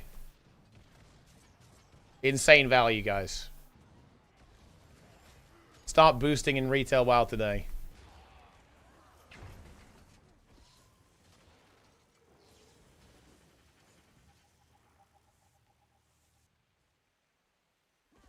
I buy COD every with wild tokens. There you go. See, you can do it. Take the piss a little bit with time gates and content spacing. You know, look, it's actually interesting. Like, my interpretation of that is that, in my opinion, they're actually kind of coming into that with good faith. I think this is something that's really difficult to do in a game.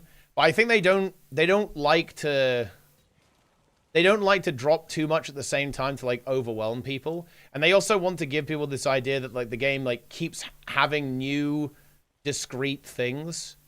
And then there's a balance to be had there. I'm not really the biggest fan of time gates in the universe, but I understand why they're doing it. I think it's actually to try to make it like a casual friendly experience in like a weird way. So that players don't feel like they have to do too much when it actually drops.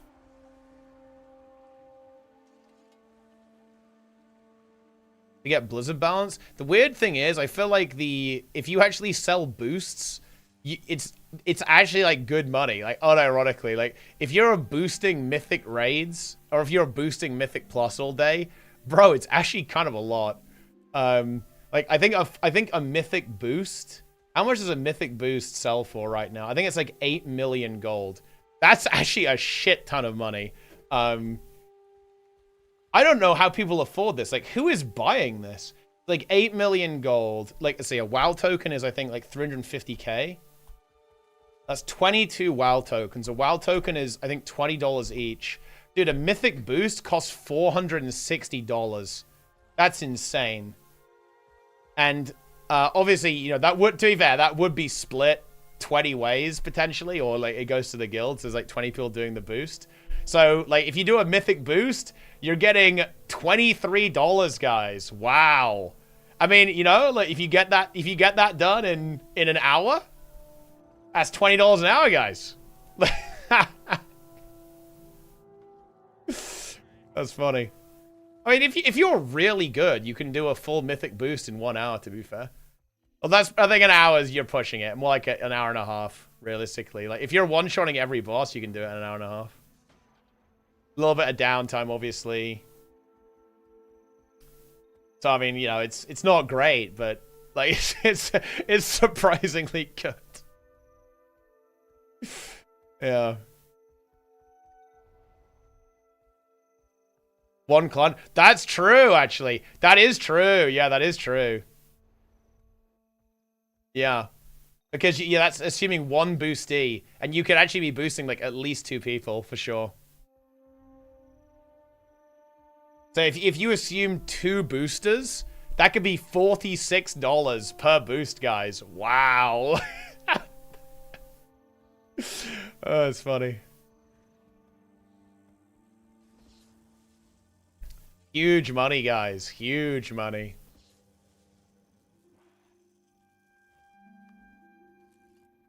Other way. I honestly have no idea how people afford this stuff. It's the same in Guild Wars 2, by the way. Like, you guys have no idea how much... Dude, when Wing 3 came out, I sold Zera week 1 for 1,000 gold. And back then, guys, 1,000 gold was fucking insane. Right? That was so much money. And obviously it was bought with real money. It was bought with gems. And that was crazy how much gold that was. And like, dude, it's like, who is buying this stuff? Like, who can afford this? You know, some wealthy people, guys. You know, been doing well for themselves, right?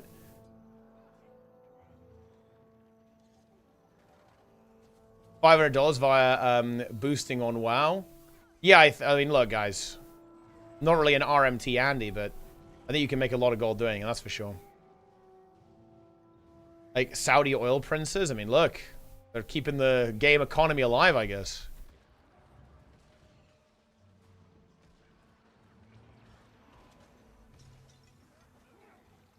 Would have stayed in the same spot, if not become worse. I mean, look, if you're dedicating your entire life to farming gold, that's, you know, maybe not the best, but honestly, it's like maybe not the worst thing, you know, to do on the side, I guess. Like, while you're in uni or something, like, sell a little bit of WoW gold, guys. Like, it ain't no big deal, right? You know, it's... Get a little bit of cash, bit of a side hustle, I guess. Like, you're good at WoW, like, you're selling boosts. Nothing wrong with that.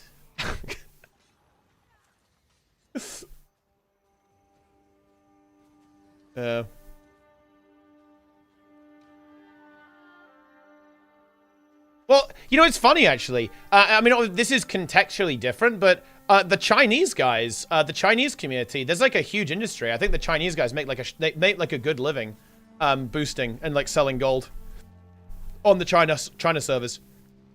There was recently a video on this by Tattles, who's like one of the kind of the WoW nerds, knows a lot about the game and the community and so on.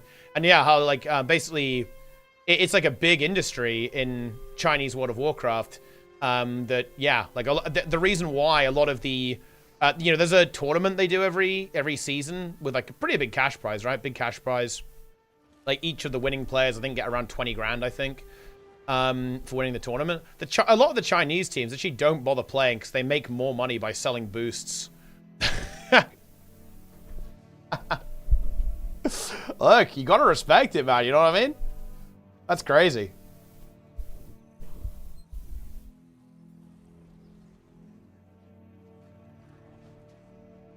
It's not worth it. It's literally not even worth it for them to compete in the tournament. They just want to sell boosts.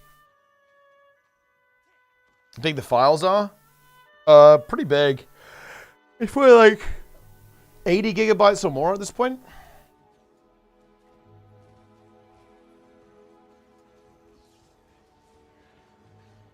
Flew our GM out to Saudi to go surf with. That's actually huge. We love to see that. Dude, this is a weird... What is happening here?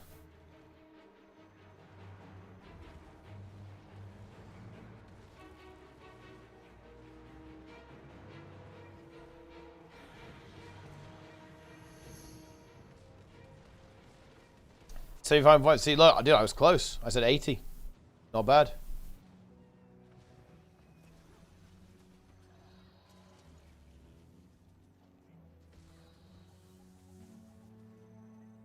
Yeah, got from the MDR. It's because I think that, I mean, yeah, they did, but that's because like the best Chinese teams didn't play because they were boosting, right? I don't think it was like the best China teams that ended up competing in MDI.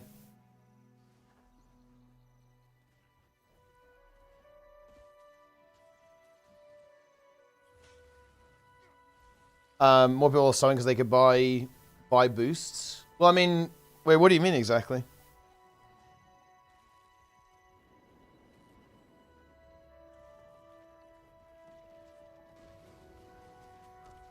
Oh, you mean if people can like sell, if they could actually make money by like subbing to the game and then selling like RMTing?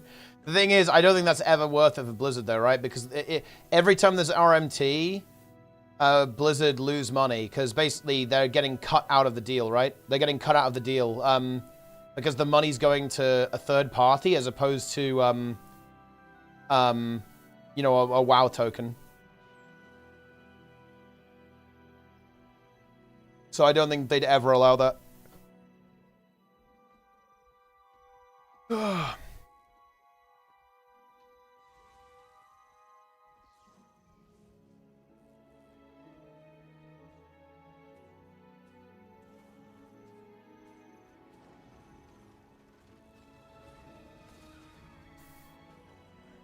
Right.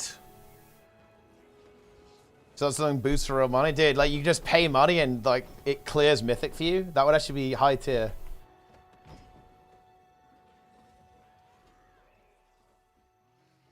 Okay though. Gamers. I'm done for the day. This was a scuffed stream. There's a real stream tomorrow. Okay? Normal service will resume on the weekend. 2 big streams today. Well, Saturday and Sunday, guys. We're in some good ones. And then we'll do some other shit. I don't know. Tomorrow will be a fat stream. You'll be ready, guys. That's it.